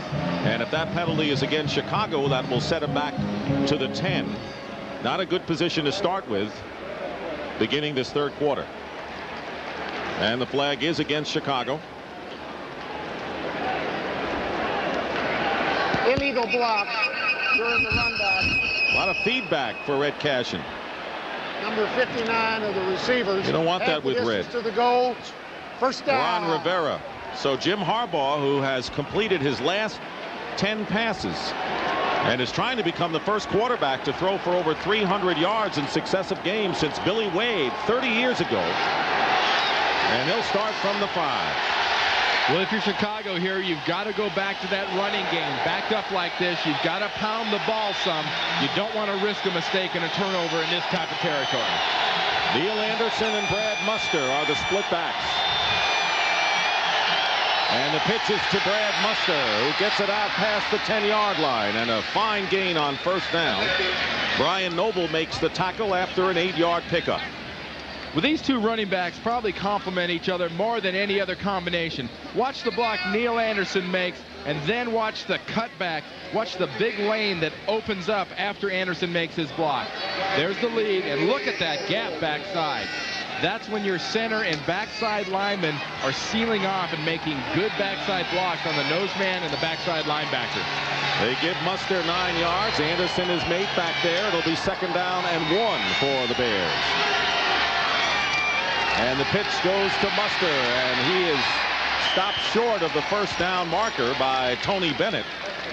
No gain on the play, and it'll be 3rd and 1.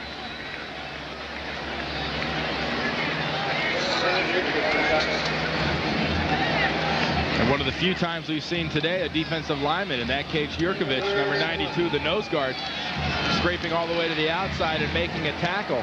Here's the down that belongs to the defensive line, that belongs to the front 7. If you're going to stop a Bears offense at 3rd and 1, it's got to be because your defensive linemen are stuffing the offensive linemen and your linebackers are scraping. And if there's one area where the Packers may be weakness, it is up front in the defensive line. They bring in their second tight end, Kelly Blackwell. 3rd down and 1. And the quarterback sneak, and Harbaugh may not have made it. I don't believe he did. And that should bring up 4th down. We talked about that penetration and that stuffing ability, and Jurkovic stuffed the center right there. Fontenot, a little discussion on the sideline between Ditka and Landry about that play calling. You knew sooner or later Mike Ditka would be yelling at somebody, either a coach or a player, sooner or later, and it came early here in the second half. That's what's known as head man's prerogative. If you're not the head guy, you got to expect to take a little flack if what you call doesn't work. Gardocki kicking from the goal line, and Terrell Buckley at midfield. Wobbly kick. And here's Buckley on his own 48. And he is leveled at the 45-yard line of the Bears by Maurice Douglas, who has had an outstanding game thus far on special teams. Well, we talked about the job that John Jurkovic did in the middle. Watch him working against Fontenot, the center. Bortz tries to double team him. He just comes right over the top and stuffs Harbaugh. Jurkovic, whose younger brother Drafted by the Chicago Bears and is on injured reserve. He was a 9th-round pick by Chicago. First down on the 44 of Chicago. And Favre's first pass is dropped. It was intended for Robert Brooks on the slant. Lemuel Stinson covering on the play. You're a team like the Packers that are using this 49ers style of passing game that sort of substitutes the run with a little bit of a short slanting pass. You've got to be able to maintain the timing. That's number one. Number two, you've got to have the receivers that are going to go after the ball and catch it once you put the ball there. This had been the San Francisco offense coached by Holmgren. Number 80 would have been that receiver. Second down and 10, and the give is to Workman going outside. Penalty marker down. 2 of them. As Workman is ridden out of bounds after no gain on the play, and good pursuit by John Roper, and the flag is thrown against the Packers. They're going to have a little holding, I believe, against Jackie Harris, the tight end, playing the right tight end position on that attempted sweep.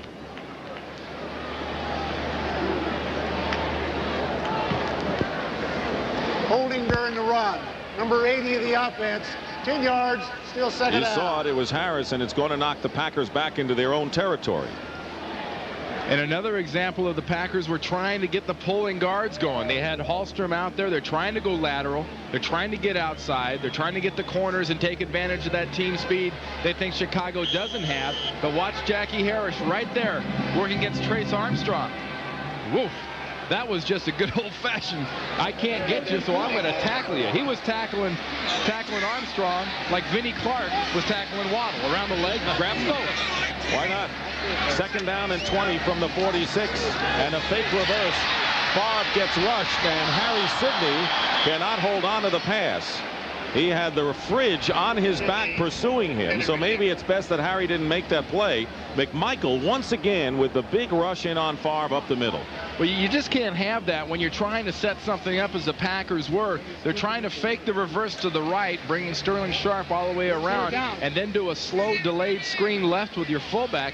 And if you've got a lap full of defensive tackle, you just cannot execute your offense. Minnesota finally gets on the scoreboard, trailing the Redskins 12-3. Steve McMichael is still, I think, the strength right now of the defensive line of the Chicago Bears. Used to be Hampton, used to be Dent, used to be a lot of guys, but right now it's Steve McMichael. Third down and 20, and Favre, and there's a safety blitz. The pass is out to Sidney. He gets back into Bear territory and is knocked out of bounds at the 46-yard line. Well short of the first down, a gain of 8 yards. It was Mark Carrier and then Jim Morrissey in on the play. Well, for the first time today, we see a little gamble from the defensive side of the ball. Vince Tobin, the coordinator, decides, hey, I won't bring a linebacker, but I'll bring a safety out of the slot. You see the receivers were set up right, and Richard Fain, number 24, just came completely clean. Here's McJulian, and he finally gets off a good high kick. A fair catch called for by Waddle, and the ball sails into the end zone. So at least Paul McJulian gets off a solid kick, although he would like to have put it inside the 10. It's a 45-yard kick. The Bears will have it when we return. Next Sunday, an NFL doubleheader on CBS, beginning at 12:30 Eastern Time. The Green Bay Packers at Detroit will be the game most of you will see, and then at 4 o'clock Eastern Time, Philadelphia at Dallas, a big game as the Cowboys try to make amends from their thrashing at the hands of the Eagles at Veterans Stadium a few weeks ago. As you take a look at Sterling chilling on the sideline, you know, the biggest difference in that Philly-Dallas game this time, I think, is going to be the lack of intimidation by the crowd in Veterans Stadium Monday night. Won't be there in Texas Stadium to be on the Eagles side. First down from the 20-yard line, and the give is to Brad Musker. Gets by one tackler and is finally brought down at the 24.5-yard line by Vinnie Clark, one of the hard hitters from the Packers secondary. And now they've got to separate the players again as heated exchanges occur. We've had a couple of those today. Oh, you know, we talked about the fact that the corners of the Green Bay Packers weren't really nuts about tackling, that the Bears thought they could go after these guys. You know, we got to take half of that back. Vinnie Clark has proven today he can tackle well. He has been aggressive. He's put some good hits on people. Now it's up to number 27, Terrell Buckley, on the other side to hold his end of the deal up and do a little forcing. Second down and 5. There's Buckley. who's defending against Waddle, and he's got Anderson in motion. Harbaugh under pressure, and he is sacked. Tony Bennett, who is a question mark with a hip pointer, gets the first sack of the game by the Packers and a loss of 7 yards on the play. The missing ingredient for the Green Bay Packers is pressure on the quarterback, and that's supplied by Bennett as he beats the rookie Troy Ahzeen cleanly. Gets Ahzeen leaning up over gets his weight up over his feet, pulls him by, and Bennett cleanly gets himself a sack. His 4th of the year to lead a team that has had only 11 sacks this season. And there's the man he's going against, Troy Ahzeen, the rookie from Cal. 3rd down and 12. Out of the shotgun from the 18-yard line is Harbaugh. Here's pressure, and down he goes again. And that time, Lester Archambault with a 2nd straight sack. You can't blame these fans in Green Bay for being excited about seeing consecutive sacks. A blitz coming on the outside from Holland took up the extra blocker for a little help, and Archambault gets a little bit of an arm over and a clean break for a sack. Gardocki will kick again from the goal line, and Buckley is deep for the Packers. Another line drive kick, and Buckley with a return. And a terrific coverage by the Bears. They got to Buckley in a hurry, although he has the ball inside the 40-yard line. It was Dennis Gentry and John Roper who combined to bring Buckley down after a return of 14 yards. But the Packers, who are trailing by 10 points, will have it inside the Bear 40 when we come back. Football's answer to the Coneheads in the World Series, the Cheeseheads here in Green Bay. Well, I got to wonder, do those also come in cheddar and Jack? I mean, would you wear a white cheesehead with a green jacket? Is that acceptable? Yeah, well, in some states. 1st down on the 37-yard line. And hit immediately is Vince Workman by Jim Morrissey, who has played an active game at linebacker for the Bears today. And a gain of nothing on the play. Here's one coming at you. Steve McMichael working in the middle. Watch Morrissey come from the backside. Woof. That is an example of a cutback that wasn't, because it definitely wasn't there. There's Morrissey, one of those guys Dick refers to as, you know, I tried to cut this guy for about 2 or 3 years. And finally, I figured out all he does is make plays. I mean, he shows up around the ball, he makes interceptions. I can't get rid of him. That's Mike Ditka's way of complimenting a player. 2nd down and 10. Jackie Harris went in motion. Favre gets rid of it. And now Favre is pointing, claiming that there was an interference call. But there is the strength of Brett Favre, that he can withstand John Roper's penetration on him and at least get rid of the ball. Well, we saw him yesterday, and he was just getting ready to go after one of his little Stairmaster aerobic type workouts, and says, I've got to do that. I keep in shape. I stay at about 220 pounds. And look what kind of a base this guy has. He's got from the waist down a very solid setup. They've been comparing him to the likes of Elway or Bradshaw with his style. Southerner with physical style. 3rd down and 10. Favre's pass is complete to Sterling Sharp, and he will have a 1st down, I believe. He does at the 26-yard line of the Bears, with Wolper defending on the play. What a great shot of seeing Sterling Sharp getting up off a play like that with a big smile on his face. Near receiver and a real veteran. I think one of the best receivers in the league, and a guy that knows where the sticks are, knows where his 1st downs are, and has the poise to keep those feet in bounds and lunge forward for the 1st down. And as you pointed out, one of the strongest wide receivers in the game, one of the few who relish blocking. Well, he also relishes lifting weights. Here's a guy, look at his jersey. He's got his jersey tucked up there, shows off those biceps, benches about 350. Packers with a 1st down on the Bear 26, and Workman dives forward. Trace Armstrong makes the tackle from behind after a gain of 4 yards. McMichael. Vince Workman, who is getting a lot of play after really being ignored in the Lindy and Fonte days. And he told us yesterday, he says, you know, in the first game against the Vikings, I saw so much action, I was sore. I called a friend. I said, you know what? I actually felt like I played in a football game yesterday. You know, and in this situation has been something the Bears haven't done, or the Packers haven't done well. But let's not forget the Bears have been very inferior in the second half. You give up a lot of yards and a lot of points. Second down and 6, and Favre's pass caught by Sharp, and Sterling Sharp gets inside the 10, close to the 5-yard line. Wolford and Gale defending, and a gain of 16. Well, one of the byproducts of getting an effective running game going is you can sell play action. This was a play action pass. A lot of cushion. Look at the cushion Donnell Wolford's giving Sterling Sharp. Yeah, he's big. Yeah, he's physical. And yeah, he's strong. But you can't give that kind of receiver that much room. He also has the speed to run away from a defensive back. That's Sharp's numbers. 5 catches, 93 yards, and the only touchdown scored by Green Bay. And he has a physical edge against these shorter defensive backs of Chicago. You want to put the ball up and let him go after it. First and goal from the 5, and the pitch is to Workman with Sidney blocking, and he's going to give ground and lose yardage on the play. But the point you made moments ago concerning the Bears defense and how it falls off in the second half. Well, look at that. They lost that 20-0 lead against the Minnesota Vikings. They gave up a lot of points to the Falcons in a big win they had earlier this year, and it's really been a concern. This has been a team that's played some very dominating football, but have not been able to finish off a game in the last 30 minutes with a real concentrated effort, and it's been one of Mike Ditka's biggest concerns of the year. Second and goal on the 7 after the fine play by Singletary. 20-10, the Bears lead. Workman, the running back, is in motion to the right.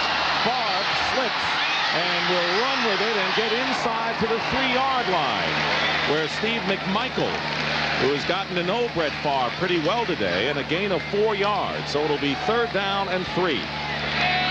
And this was a timing type pass. The ball's designed to be thrown right about now. Well, unfortunately, the slip is not worked into the timing pattern. And Favre wisely knows that when you're throwing a timing pattern, you're better eating the ball and trying to get something instead of trying to force something and getting nothing. 6:05 remaining in the 3rd quarter. 2 tight ends for the Packers on 3rd and goal from the 3. Favre has nowhere to go. And he is tackled in the open field by Richard Dent, the only man who really had a chance to get Brett Favre, who had turned away from the pursuit on the right side, and that'll bring up 4th down and a loss of 7 yards. Okay, here come the Keystone Cops. We're going to start going to the right and then watch the chase start. They're going to come right, nothing open, trying to go to Jackie Harris in the corner of the end zone. Like you said, Dick, Richard Dent's the only guy, and he makes this play with some good acceleration, and he maintained the contained backside and did not break down and over pursue. Chris Jackie will try the 28-yard field goal. And the kick is no good. And Mike Holmgren visibly angry. The Packers had a 1st and goal at the 5 and came away with nothing and still trail 20-10.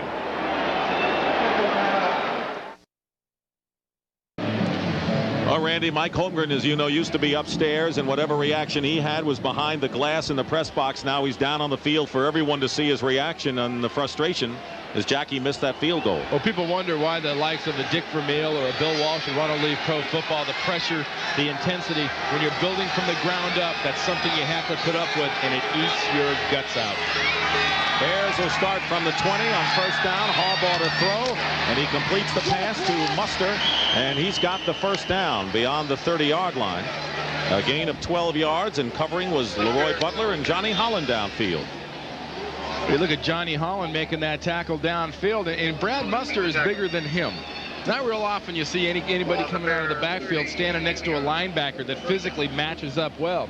But if you can get Brad Muster in a one-on-one situation, as the Bears did there, he was working against Leroy Butler. You like that matchup every time. He's got the size factor going for him, and he's also fast enough to put a little shake and evade people. First down on the 31.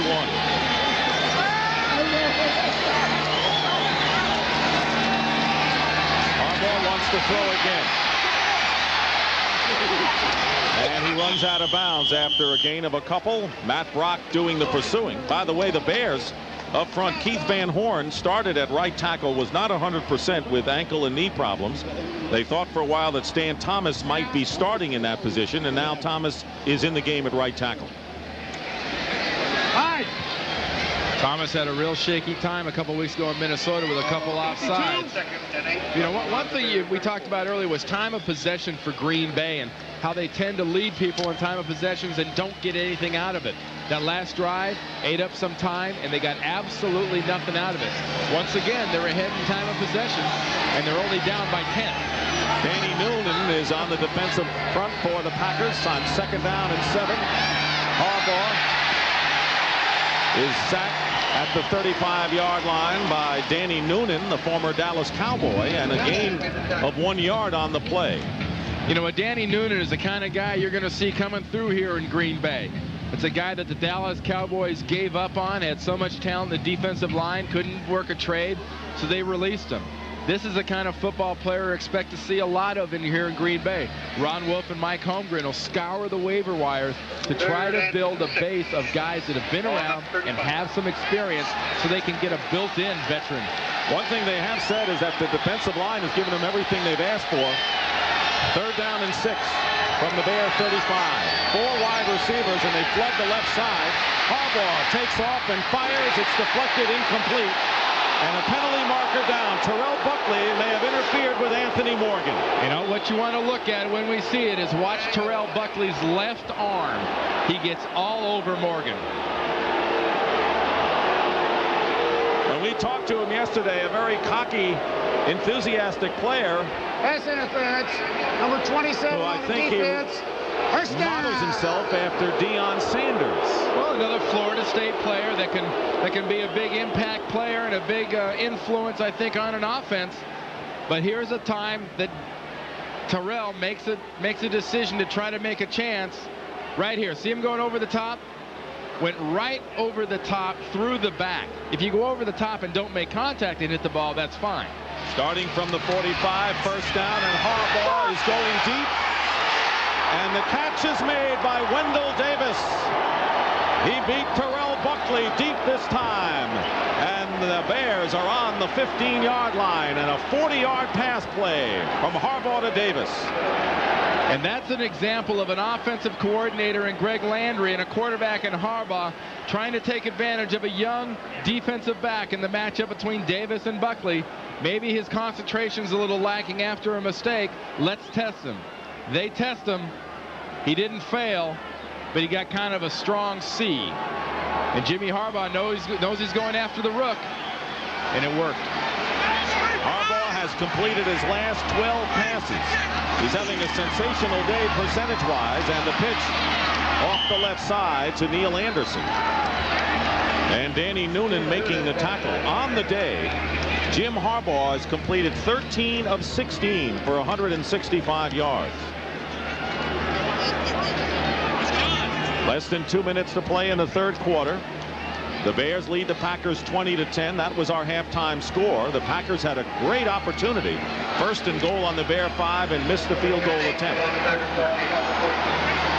Now it's 2nd and 9 on the Green Bay 14.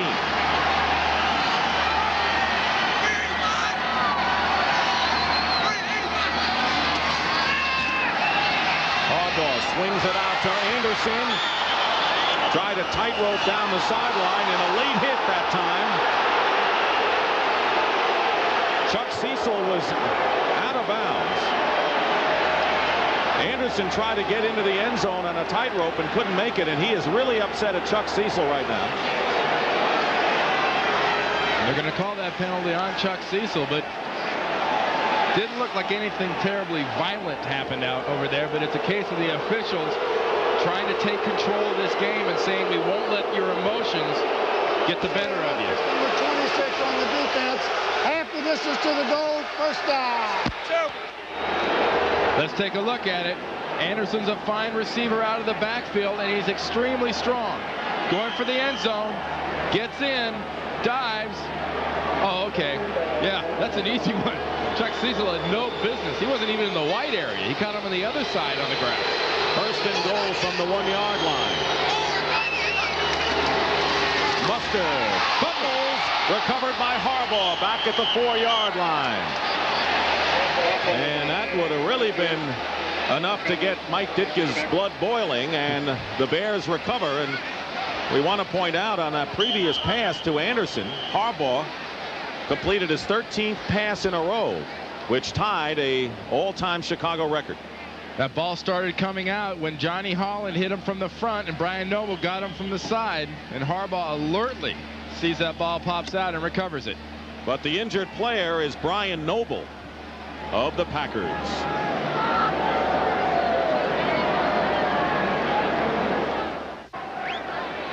Well, here comes Brian Noble working in here. Holland's filling. Keep an eye on Noble. See if we can tell exactly what happened. It would appear as he comes in and makes the tackle, his head gets twisted around a little bit, and the pile eventually falls down on top of him, and he's still down on the field. Brian Noble has been one of the stalwarts for the Packer defense. This is his 8th season.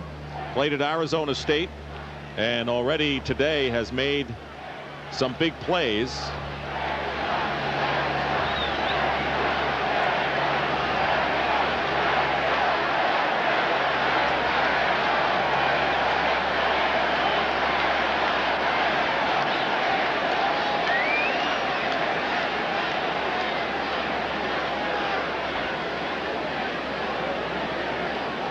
And this is a situation on the field I think every player thinks about, and really causes a lot of players to reflect in this situation. No matter what the score is, no matter what the game is, when something like this happens to another player, everyone stops and thinks about it.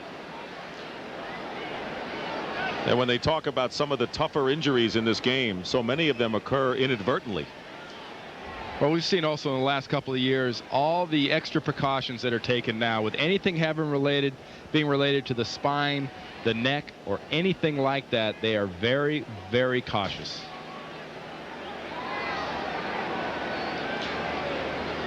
There is X-ray equipment on site at all NFL stadiums. So it is not a matter of necessarily rushing the player to a hospital.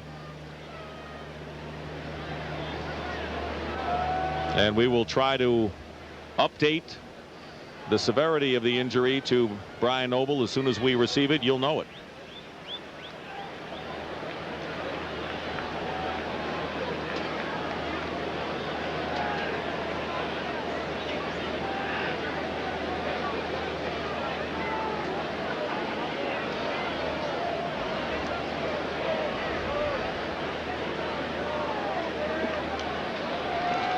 Noble has led the Packers in total tackles in 4 of his previous 7 seasons. It's been a Green Bay defense that has been in flux. You mentioned Ray Rhodes now, the defensive coordinator, an aggressive coach who teaches hitting people harder than you get hit. And I think Brian Noble really fit in well for Ray Rhodes' defensive plan.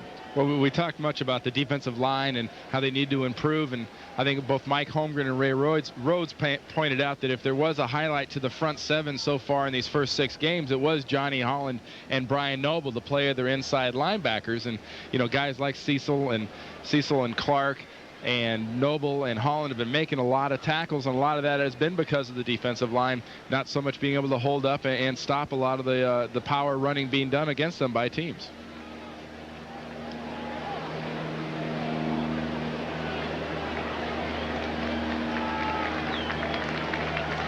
And this capacity crowd of over 59,000 fans will give Brian Noble an ovation as he leaves the field.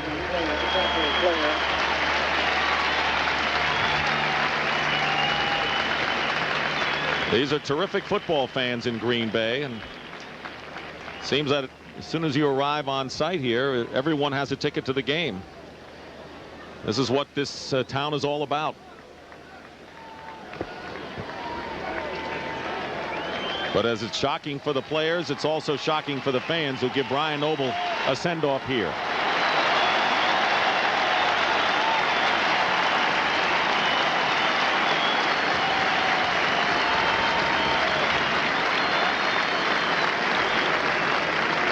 And it's an unfortunate reminder of the violence and the speed and the power of this game of football, that no matter how long you play it, you know, as a player, you play and sort of live in mortal fear of something like that happening, where you do get into that type of a situation.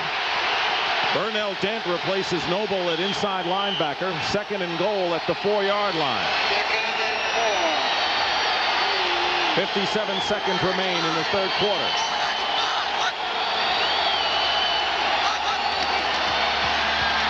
And a play fake. Harbaugh has a lot of time. And the coverage is there, and the pass is incomplete. It is intended for Keith Jennings. And Bryce Popp was defending on the play, and that'll bring up 3rd down. And they're very lucky that Bryce Popp is not called for a pass interference here on the right side of your screen, working against Jennings.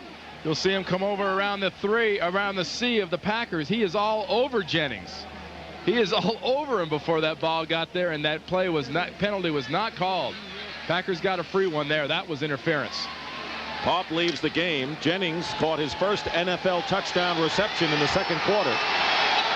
Now it is 3rd and goal from the 4 as George Kuntz replaces Bryce Popp. 2 tight ends.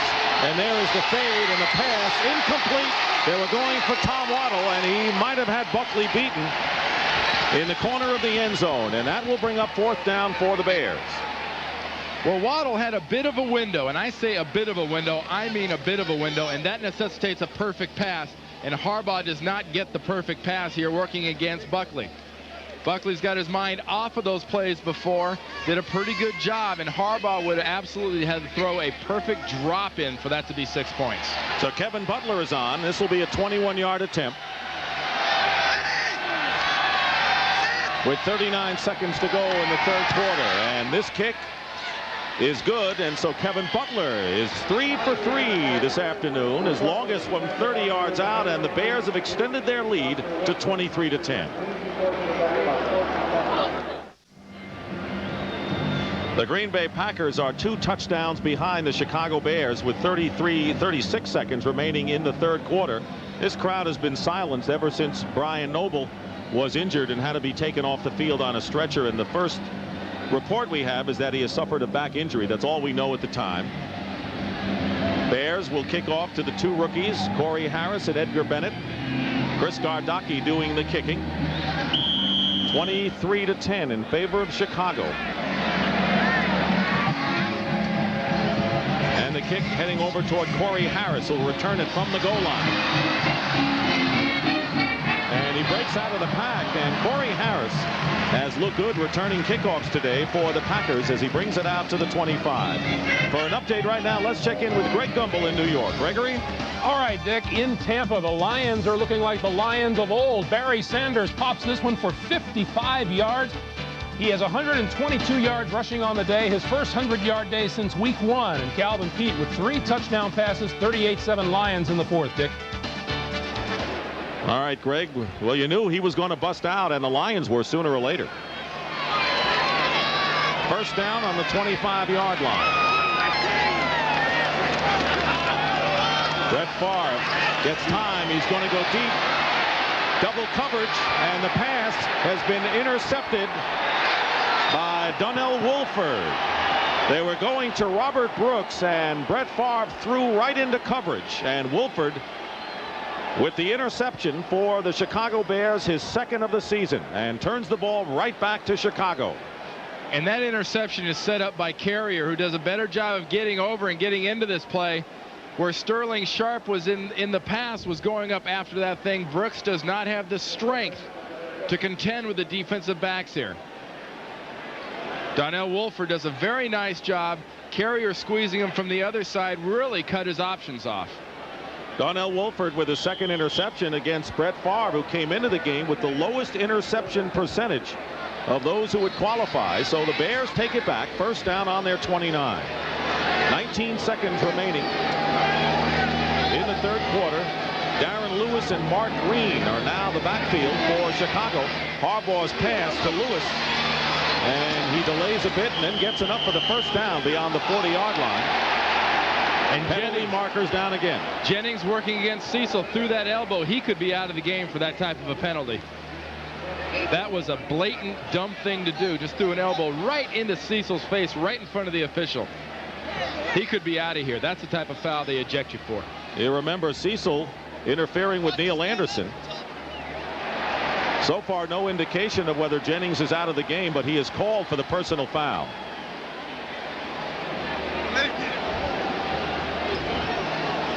And maybe that's what they're discussing right now with the officials. Oh, come on, Keith. Don't look so shocked. That was not an out-of-body experience. You have to remember doing this one. That was not very smart. Jennings trying to obviously get back at Cecil for his play with Neil Anderson. Looked like Anderson and Cecil had talked things over after that interference call earlier.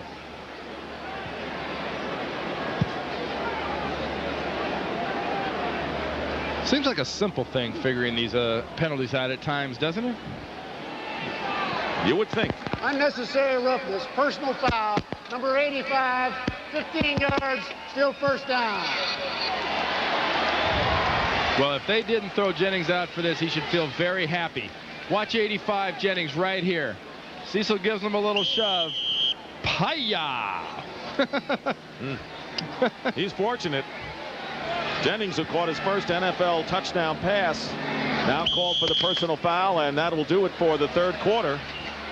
And that is the end of the third quarter with the score, the Bears 23 and the Packers 10. Our coverage will continue after this message from your local station. You're watching the NFL on CBS.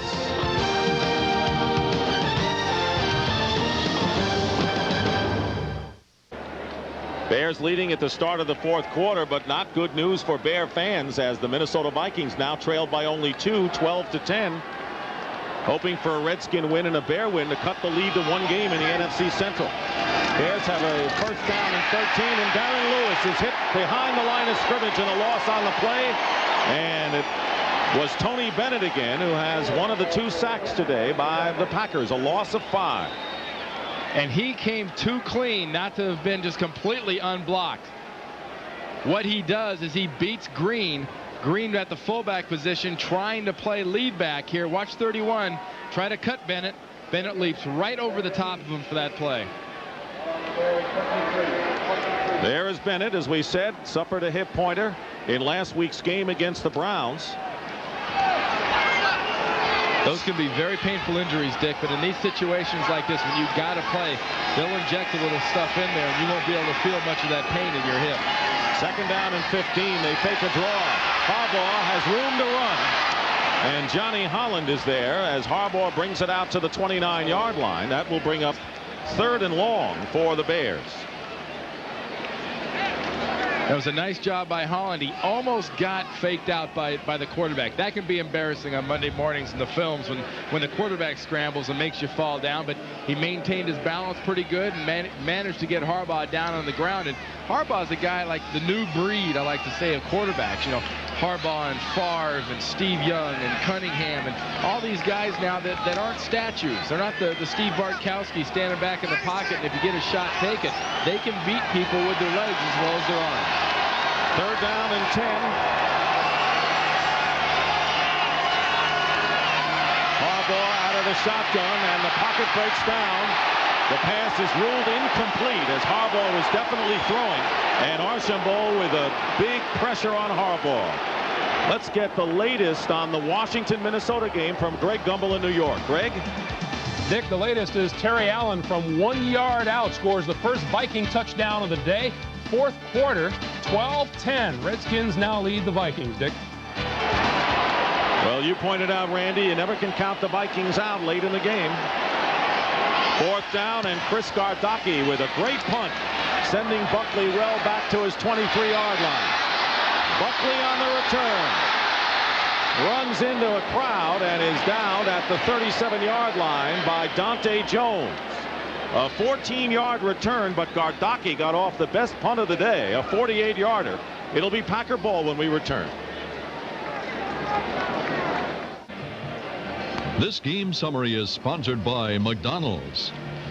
23-10 lead for the Bears thanks to Kevin Butler's 3 field goals. Chicago with 216 passing yards. Sharp has been a highlight offensively for the Packers, who had a 1st and goal early in the 3rd quarter and a great chance to really cut this game down, but they failed to score. And if the Packers are going to get into this game and score here, they've got to get Sterling Sharp re-involved in their offense. First down from the 37, the swing pass to Harry Sidney, and he is hit immediately and down by Ron Cox, and a pickup of only 2 yards. That's an example of what we talked about at the beginning of the game, Dick, where this offense will put the ball 2, 3, 4 yards downfield on these little passes, and it's up to the defense to make the sure tackles, and Cox did a good job on that one. 2nd down and 8 coming up for Green Bay. Early here in the 4th quarter, Dick Stockton and Randy Cross at Lambeau Field. It's turned out to be a beautiful autumn Sunday. Favre out to Sidney again, and he again is hit immediately. He'll be shy of a first down by about a yard, and Dante Jones making the tackle. Just to show you that this rivalry has not waned at all, we have a new attendance record at Lambeau Field today, 59,435, and we understand during the week scalpers were getting as much as $700 a ticket between the 20s and $300 for end zone seats. So this is a very big ticket indeed in Green Bay. 3rd down and 1. Packers on their 46. Favre's pass caught, and that'll be enough for the first down. On forward progress, Sterling Sharp is hit immediately by Dante Jones, and a pickup of 2. Well, that was just an example of Sharp getting exactly where he knew he needed to get for a first down, and Favre having the faith and using his best wide receiver to get a critical first down. He gets the ball, then he gets a face full of Dante Jones and a couple of his buddies. Bears going to their bench today, both offensively and on defense, where Rivera, Jones, and Ron Cox are all 3 in at linebacker, giving the starters a breather with a 13-point lead. First down on the 49. And running up the middle is Workman, and he picks up nearly 5 yards on that play. A touchdown on this possession not only gets the Packers, but I think gets this crowd back involved in the game. Since Brian Noble's injury, this 59,000-plus crowd has been extremely quiet. You're right, and the latest report on Brian Noble is that he has taken x-rays in the locker room. As we pointed out, all the stadiums have that facility now, and Brian Noble with a back injury, that's the report we have right now. 2nd down and 7. Packers in Bear territory. Here comes a blitz. They pick it up effectively, but Favre on a coverage sack is down in his own territory at the 46 by Ron Rivera. Well, we talked about them having to go downfield more. They've taken a few shots. They took one with Brooks in the last possession, and they were trying to get Sterling Sharp deep down the right side on that last play. Good coverage down the field by Donnell Wolford and Mark Carrier again, and Favre really had nowhere to go once his deep option was gone. That is the 4th sack of the game by the Bears. Steve McMichael has half of them, and that'll bring up a 3rd down and 12.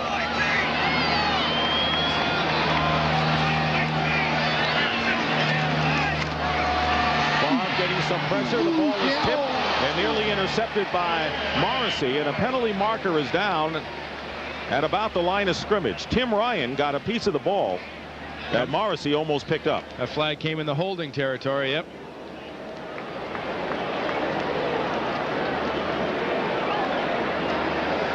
Holding, number 73 on the offense. That penalty is declined. It's 4th down. Judy Robbins, the right tackle, it is declined. So Paul McJulian is in to kick for the Packers, and they're going to send Donnell Wolford back to return. There's Wolford. 9:57 remaining in the 4th quarter.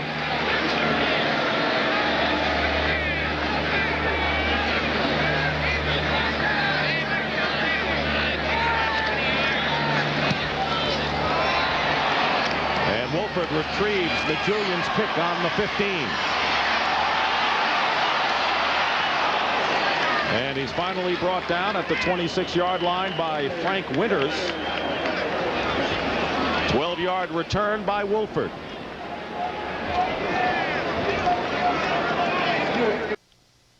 CBS Sports coverage of the National Football League is sponsored by Oldsmobile, the power of intelligent engineering.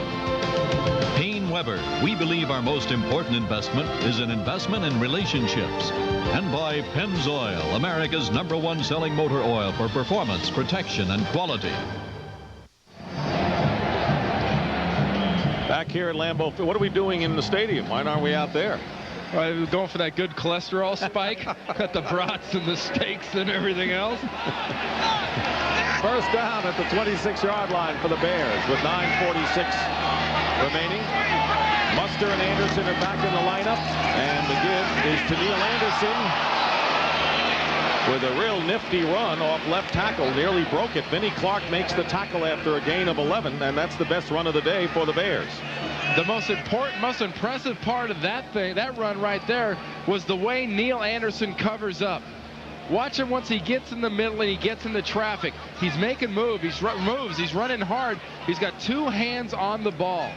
That's some great play there. That's a veteran. He doesn't want to make a turnover, and if there's any danger, he's going to cover that thing up. Anderson has gained 20 yards on 9 carries on a day in which the Bears have gone to the air almost exclusively. First down on their own 37.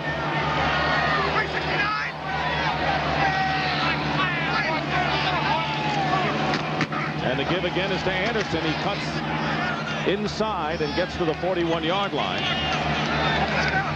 Gain of 4 yards. Well, we've had good action this week in the NFL. Next week, it all begins at 12:30 Eastern with the NFL Today. And most of you will see the Packers and the Lions in another NFC Central battle. And at 4 o'clock, a big showdown between the Eagles and the Cowboys. Their rematch of several weeks ago when Philadelphia totally dominated Dallas. And as Randy pointed out, the change of venue should help the Cowboys. I think it'll help them a lot. A lot it's going to help them. And what the Packers need right now is exactly that. They need a little help, because this is a clock-killing type of a drive. If you're a Bears fan, you remember 3 weeks ago against the Vikings, they opened the third quarter with about an 11-minute drive. This has all the signs of starting to be a time-consuming drive. 2nd and 5. Brad Muster doesn't get much on that play. Johnny Holland was right there, and now a fight breaks out again. We've had a few of them today, and a lot of personal fouls on plays that have been completed, and they separate the athletes. Tough job today for Red Cashin and his crew in this reunion of a rivalry in which they talk all week about this is the game you got to win. And no matter who's leading the Central Division, I don't care if the Bears are 2 games behind the Vikings. The Chicago Bears are the team you make your reputation and you make your point about in this division. You play the Bears, you got to play well. And Mike Holmgren knows that the path to the title and the path of success in the NFC Central goes through Mike Ditka and the Chicago Bears. 3rd down and 4 out of the shotgun. Harbaugh's pass caught by Waddle, and he'll have a first down for the Bears with Roland Mitchell covering. And we understand now, we promised to update the news on Brian Noble, who was injured and taken off the field on a stretcher late in the 3rd quarter. The Packer linebacker has been taken to St. Vincent Hospital here in Green Bay for further x-rays. Winding down to 7 minutes remaining in the 4th quarter, and a point made by Randy a few minutes ago in that this crowd has been somber ever since that injury to Noble. They really have not gotten up excited at all, and the worst thing that could happen now, of course, is this drive that the Bears are unleashing. And that's what Chicago wants to do. Chicago not only wants to take the crowd out of the game, they want to take the Packers out of the game and take all the time they can off the clock. First down on the 48 out of the I formation. Neil Anderson charges forward and maybe a yard or 2 short of another first down. Burnell Dent making the tackle for the Packers. Pickup of 8 yards on that play. And this, we're seeing the old Bears style offense right here. We're seeing the methodical running game, the smashing in the middle, the possession type passing, not the wide open stuff we saw earlier. Don't be surprised if we only see another pass or 2 out of the Chicago Bears, and that only coming on 3rd down. They are just going to pound this ball, especially in the middle of this Packers defense. That's the idea for all the good teams. Take the lead and then use up the clock with running plays in the 2nd half. 2nd down and 2 on the Packer 44. And here is Brad Muster going outside, and he is diving toward the sticks. Vinnie Clark was trying to stop him, and he appears to be just a little short of it. Well, he got about 3/4 of a stiff arm on Vinnie Clark, and Vinnie Clark just did trip him up right before that face mask. You see it's a little dirty, hit the ground. Another nice tackle by Vinnie Clark in a one-on-one situation. Green Bay Packers, who have yet to win a game against an NFC opponent, the only team in the conference not to win a game against teams in their own NFC bailiwick. Mike Holmgren has 2 wins this year against 2 other first-year coaches, Bill Cowher in Pittsburgh and David Shula down in Cincinnati. 3rd down and 1 for the Bears. And the pitch is to Muster, and he's got the first down to the 41-yard line. Tony Bennett on the tackle as they chew up the clock. We're winding down to 5 minutes remaining in the 4th quarter. And getting up slowly is Brad Muster. And that's a situation we just saw where you see a fullback that's 6'3", 240 pounds, but still has the quickness of foot and the mental thinking of a halfback to stop on a dime and dive back inside where the path of least resistance is and try to get a first down. They're going to measure to see whether the Bears do have the first down. I'll tell you, Muster and Anderson, remember, were not healthy last year, and they have been healthy for the most part this season.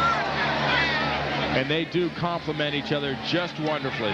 When Muster's in, Anderson plays better. When Anderson's in, Muster plays better. And Mike Ditka knows that the money time in this offense and the most reliable thing they do is use these 2 backs out of the backfield, either catching the ball or running the ball. Minnesota Vikings, as they've had so many times this year, have come back in the 4th quarter, and they lead 13-12 with that much time remaining. Philadelphia getting a battle from Phoenix today. It'll be first down on the 41-yard line. Harbaugh going deep, and the pass is incomplete. Wendell Davis had it in his hands and then lost it, and Vinnie Clark defending on the play, but that throw was right on the money by Jim Harbaugh. Perfect pass by Harbaugh. He's standing back here on the 50 with his hands on his hips saying, "I don't believe it."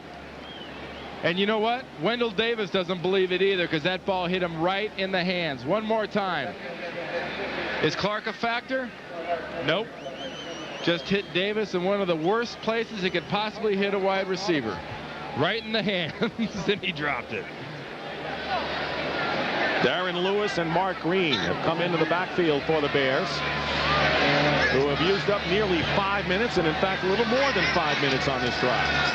2nd down and 10. Harbaugh's pass. Flag is down. Wendell Davis might have been interfered with. I think they're going to call Vinnie Clark being on his back as he ran that slant route. Little hold. Well, you're looking at a future solid secondary for the Packers. They've got a lot of speed and a lot of hope, but they're not there just yet. Holding, number 25 on the defense, 5 yards, first down. Well, you talk about the potential of these defensive backs, and we take a look up here with our matchup we're talking about with Vinnie Clark. Very few people in this world learn things because they know it right away. Most people learn by their mistakes, and the Packers have had a lot of chances to learn so far this year because they have made quite a few mistakes. First down out of the I formation from the 36-yard line. Mark Green up the middle. Green figured in the big play, you have to say, in this game with the score tied 3-3. Green was running off the field apparently to the Packers on 4th down and punt formation, but he was an 11th man, and he went down the sideline and caught a pass from Chris Gardocki, a 43-yard play that set up the Bears taking the lead that they have yet to relinquish. It's 23-10 as we get down to the 4-minute mark. Muster and Anderson are out, and Green and Lewis are in at the back position to maintain this bludgeon ball here to take the time off the clock at the end of the half. End of the game. 2nd down and 6 on the 32-yard line. A great bit of ball control by the Bears, and it's Green again to the 30-yard line with Brown defending. Gain of 2 yards. Coming into this day in the NFC Central Division, the Vikings have the lead. The Bears looking to close a 2-game gap. And in the fourth quarter, in the waning stages of the Minnesota-Washington game at the Metrodome, the Vikings have taken the lead. So Chicago at this point would need to hold on to their lead to remain 2 games behind. But that Minnesota-Washington game hangs in the balance. Well, I think you got to make that 3-3 a 4-3 for Mike Ditka and the Bears right now. The 5-1 of Minnesota is very much in question. You know, against a lot of teams, you would say, well, maybe that's a win with a lead with 4 minutes to go.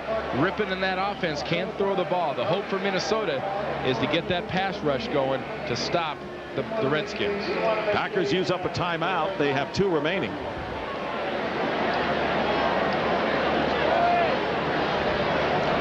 Let's take a look at the next 5 weeks for the Bears. You mentioned the Minnesota clash, which they hope would put them into a tie if everything works out for them. But then look at the next 4 games after that. Oh, yeah. I mean, Chicago's got this string going here against the NFC Central, including this game. 5 out of 6 games are against the NFC Central. A great opportunity to put a good number up after week 10. You refer to the Green Bay game at Soldier Field. 3rd down and 4. Darren Lewis on the handoff has a first down. Darren Lewis is in for the touchdown. He scored his first NFL touchdown last week against Tampa Bay and chalks up number 2 on a 30-yard scamper off the left side to make the score 29-10 Bears. You know, Mike Holmgren can stomach some bad mistakes. He can stomach sometimes some bad plays.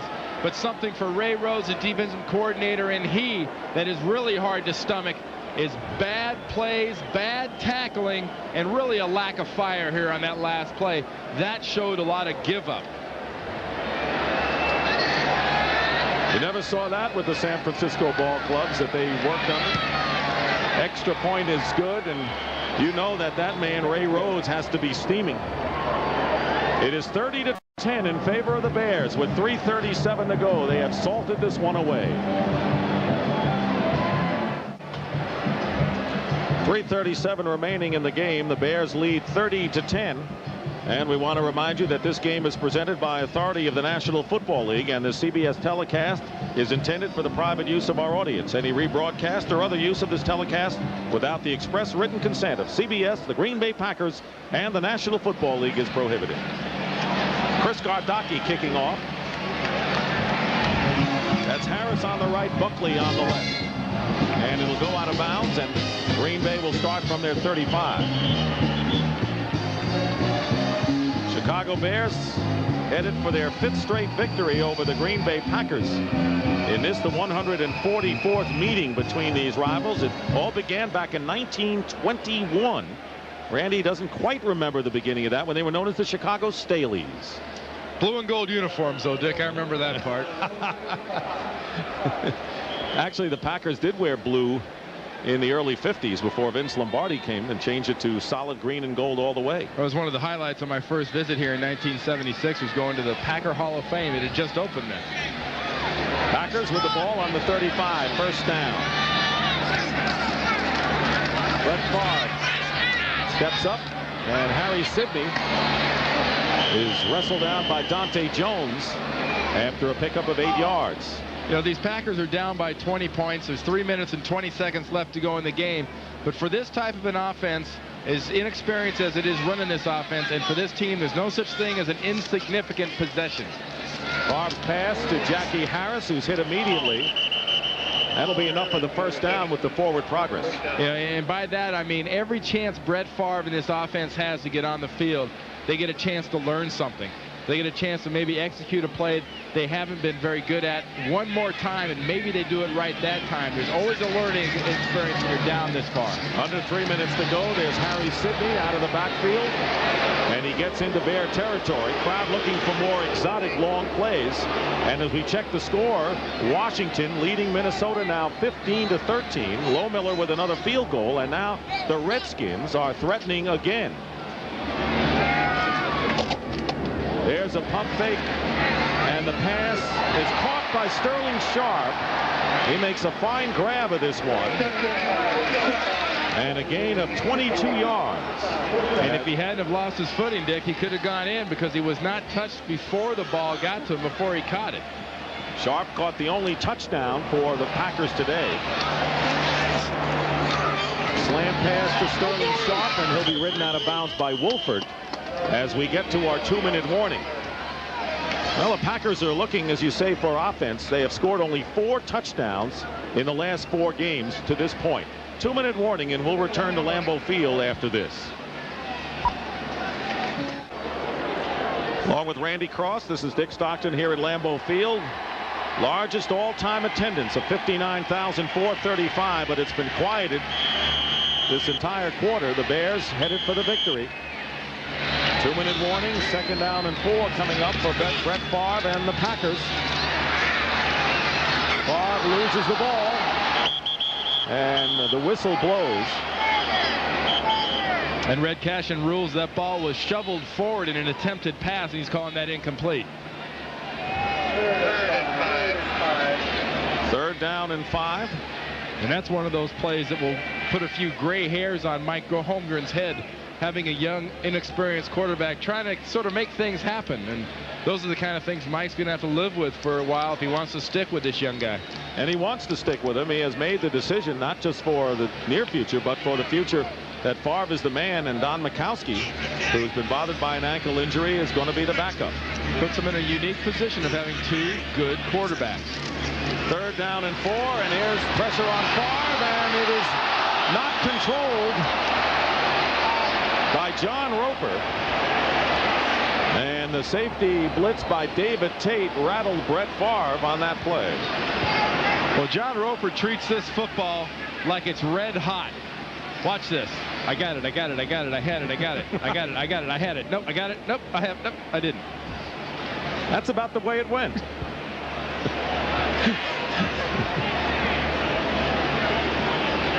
Sounds like a little ditty.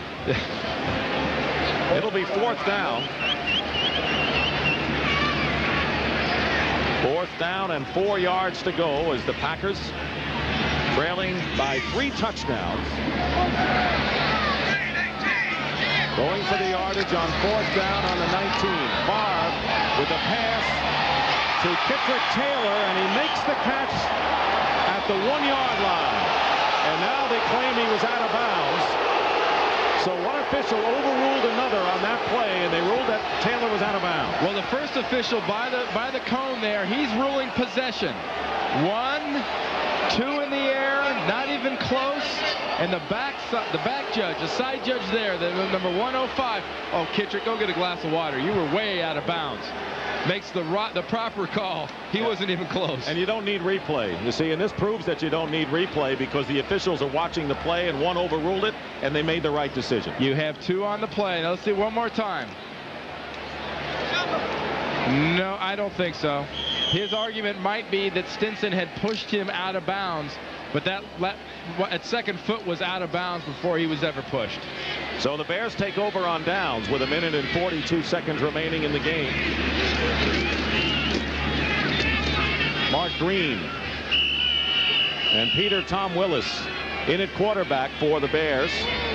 Jim Harbaugh has completed the day's festivities and had a tremendous day passing. There's Willis, who the Bears like very much. But Harbaugh finishes the day having completed 16 of 23 for 194 yards and 1 touchdown pass. And that's to Keith Jennings. The Redskins have defeated the Minnesota Vikings after holding the lead most of the game, seeing Minnesota come back in the 4th quarter. The Redskins win on a Low Miller field goal, 15-13. So the Bears are now in a position to move to within 1 game of the Vikings, and they will meet at Soldier Field November the 2nd, and a chance for the Bears to lead them on a Monday night to beat Minnesota if they can and tie for the lead. So after all that talk of the offense this and the defense can't do that, and Mike Ditka's a distraction, he's yelling, he's screaming, the heck with that, folks. It all comes down to next week, and Ditka and the Bears getting a chance to reestablish their dominance in this division. Peter Tom Willis handing off, penalty marker down. That's Darren Lewis. So the scenario is 2/3 complete for Mike Ditka. Now he's got to go against the Vikings at home on November the 2nd. But he got what he wanted out of today's activity for sure. Penalty against the Bears. Holding. Number 57 on the offense. That penalty is declined. It's third down. They declined the holding penalty against Tom Thayer. Thing about Mike Ditka, say what you want, and all the polls in the Chicago papers that say they thumbs down on Mike, and of course here in Green Bay they say the most hated Bear over the years is Mike Ditka. The guy can coach. Well, I mean, like you say what you. I think he's one of the top 2 or 3 coaches in the NFL. He has done more with less talent and gotten less credit for being a good coach, I think, than almost anybody else around. 3rd and 10, and Peter Tom Willis. Penalty marker down. Anthony Morgan makes the catch just shy of midfield. Buckley was defending, but there's a penalty marker. I believe they're going to call Morgan for a little push-off on Terrell Buckley. That would have been a 28-yard catch if it had stayed. And the penalty will be against the Bears. On the push-off, as you mentioned. 1:27 remaining on the clock. Offensive pass interference, number 81. 10 yards, still third down.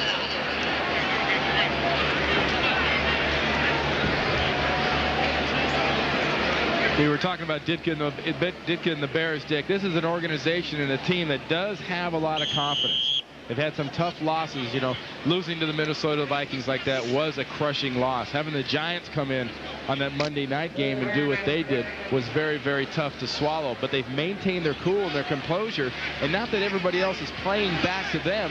They just think they've established a level of play other people have to challenge. 3rd down and 20, and Darren Lewis cuts off right tackle.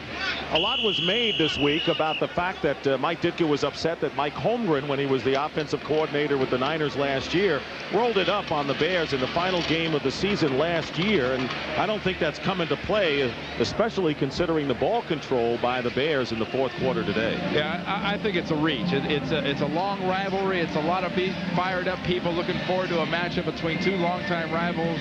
And to say that Mike Ditka is going to use that as an incentive against Mike Holmgren, who was the coordinator, he wasn't even the head coach in that other team, it's a stretch. And, you know, Mike is the guy that described the situation as, you know, heck, I came down with about 6 minutes to go in the half in the game, and I'm on the sideline shaking hands at the time, and suddenly Bill Musgrave, our 3rd string quarterback, calls an audible and throws a bomb when it's already 48-10.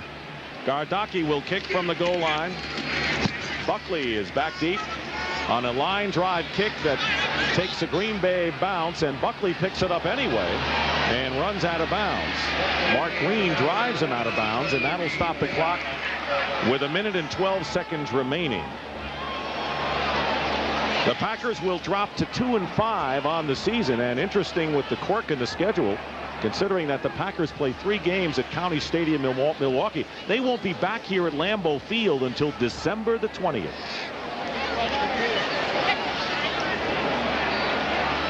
It's going to be a long spell between games here at Lambeau Field.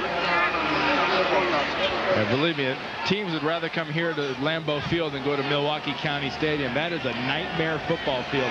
Not many people like playing on that turf. You had a chance to play there. Quite a few times. 1st down, Favre completes it to Sterling Sharp. He drilled it to the 25-yard line. Wolford defending and a gain of 18 yards. Under a minute to go in the game. 1st down on the 25. Favre's pass. And Wolford very nearly got it instead of Sharp. It goes incomplete with a little bumping going on between the two. That was a little floater out there by Favre. I don't know if that was nicked a little bit at the line by a defensive lineman's arm or what, but that thing seemed like it took forever to get out there to Sharp and Wolford. There's the other score of interest to NFC Central Division fans. The Redskins beat the Vikings. So the Bears will move to within 1 game of the Vikings in the NFC Central. 2nd down and 10. Favre gets protection, and his pass to Sanjay Beach out of bounds. Covered by Paul and Stinson. Something about that one little corner there on the left side by the goal line. The Packer receivers just can't get that ball in bounds. They're making nice catches, but they're not getting 2 feet in. We saw Brooks earlier, and there's Sanjay Beach. And this one is also not really close. A wonderful catch, though. Good concentration. Too bad it's not Canada. He'd have that extra couple of feet on the sidelines. He'd be in. 3rd down and 10. Brett Favre's pass knocked away by Paul, intended for Sterling Sharp. And that'll bring up 4th down. Sterling Sharp has had a big day in a losing cause. 9 catches for 144 yards and a touchdown reception, and the only TD scored by the Packers today. Well, that's Sterling Sharp's job, is to be the featured guy in Green Bay. And one thing Mike Holmgren and Sherman Lewis, his offensive coordinator, needs, they need more support at the other receiver positions for Sterling Sharp. Teams will double team him and they'll take him out of the game. They need somebody else to step up. They're looking for that somebody else. 4th down. Favre's pass to Jackie Harris is dropped. It was again a perfect pass by Favre. Harris drops it, and the Bears will take over on downs with 33 seconds to go in the game.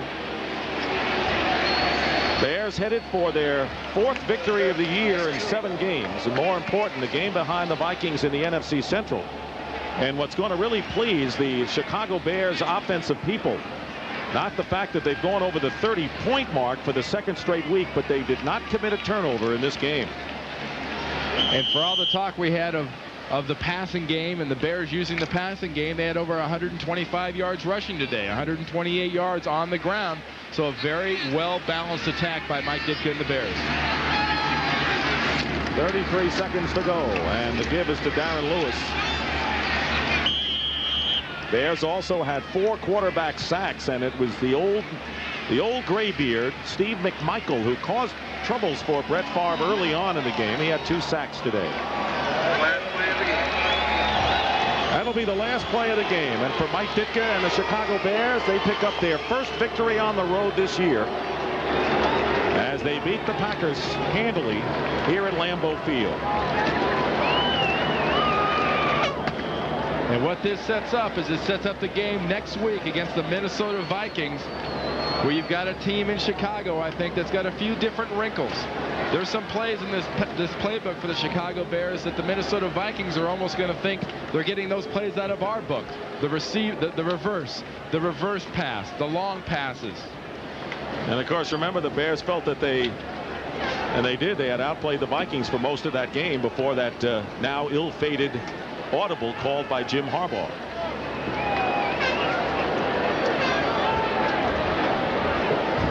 So the final score from Lambeau Field, the Chicago Bears 30 and the Green Bay Packers 10. Coming up on the NFL Today postgame show, Greg and Terry will get you caught up on all the scores and highlights from today's NFL action.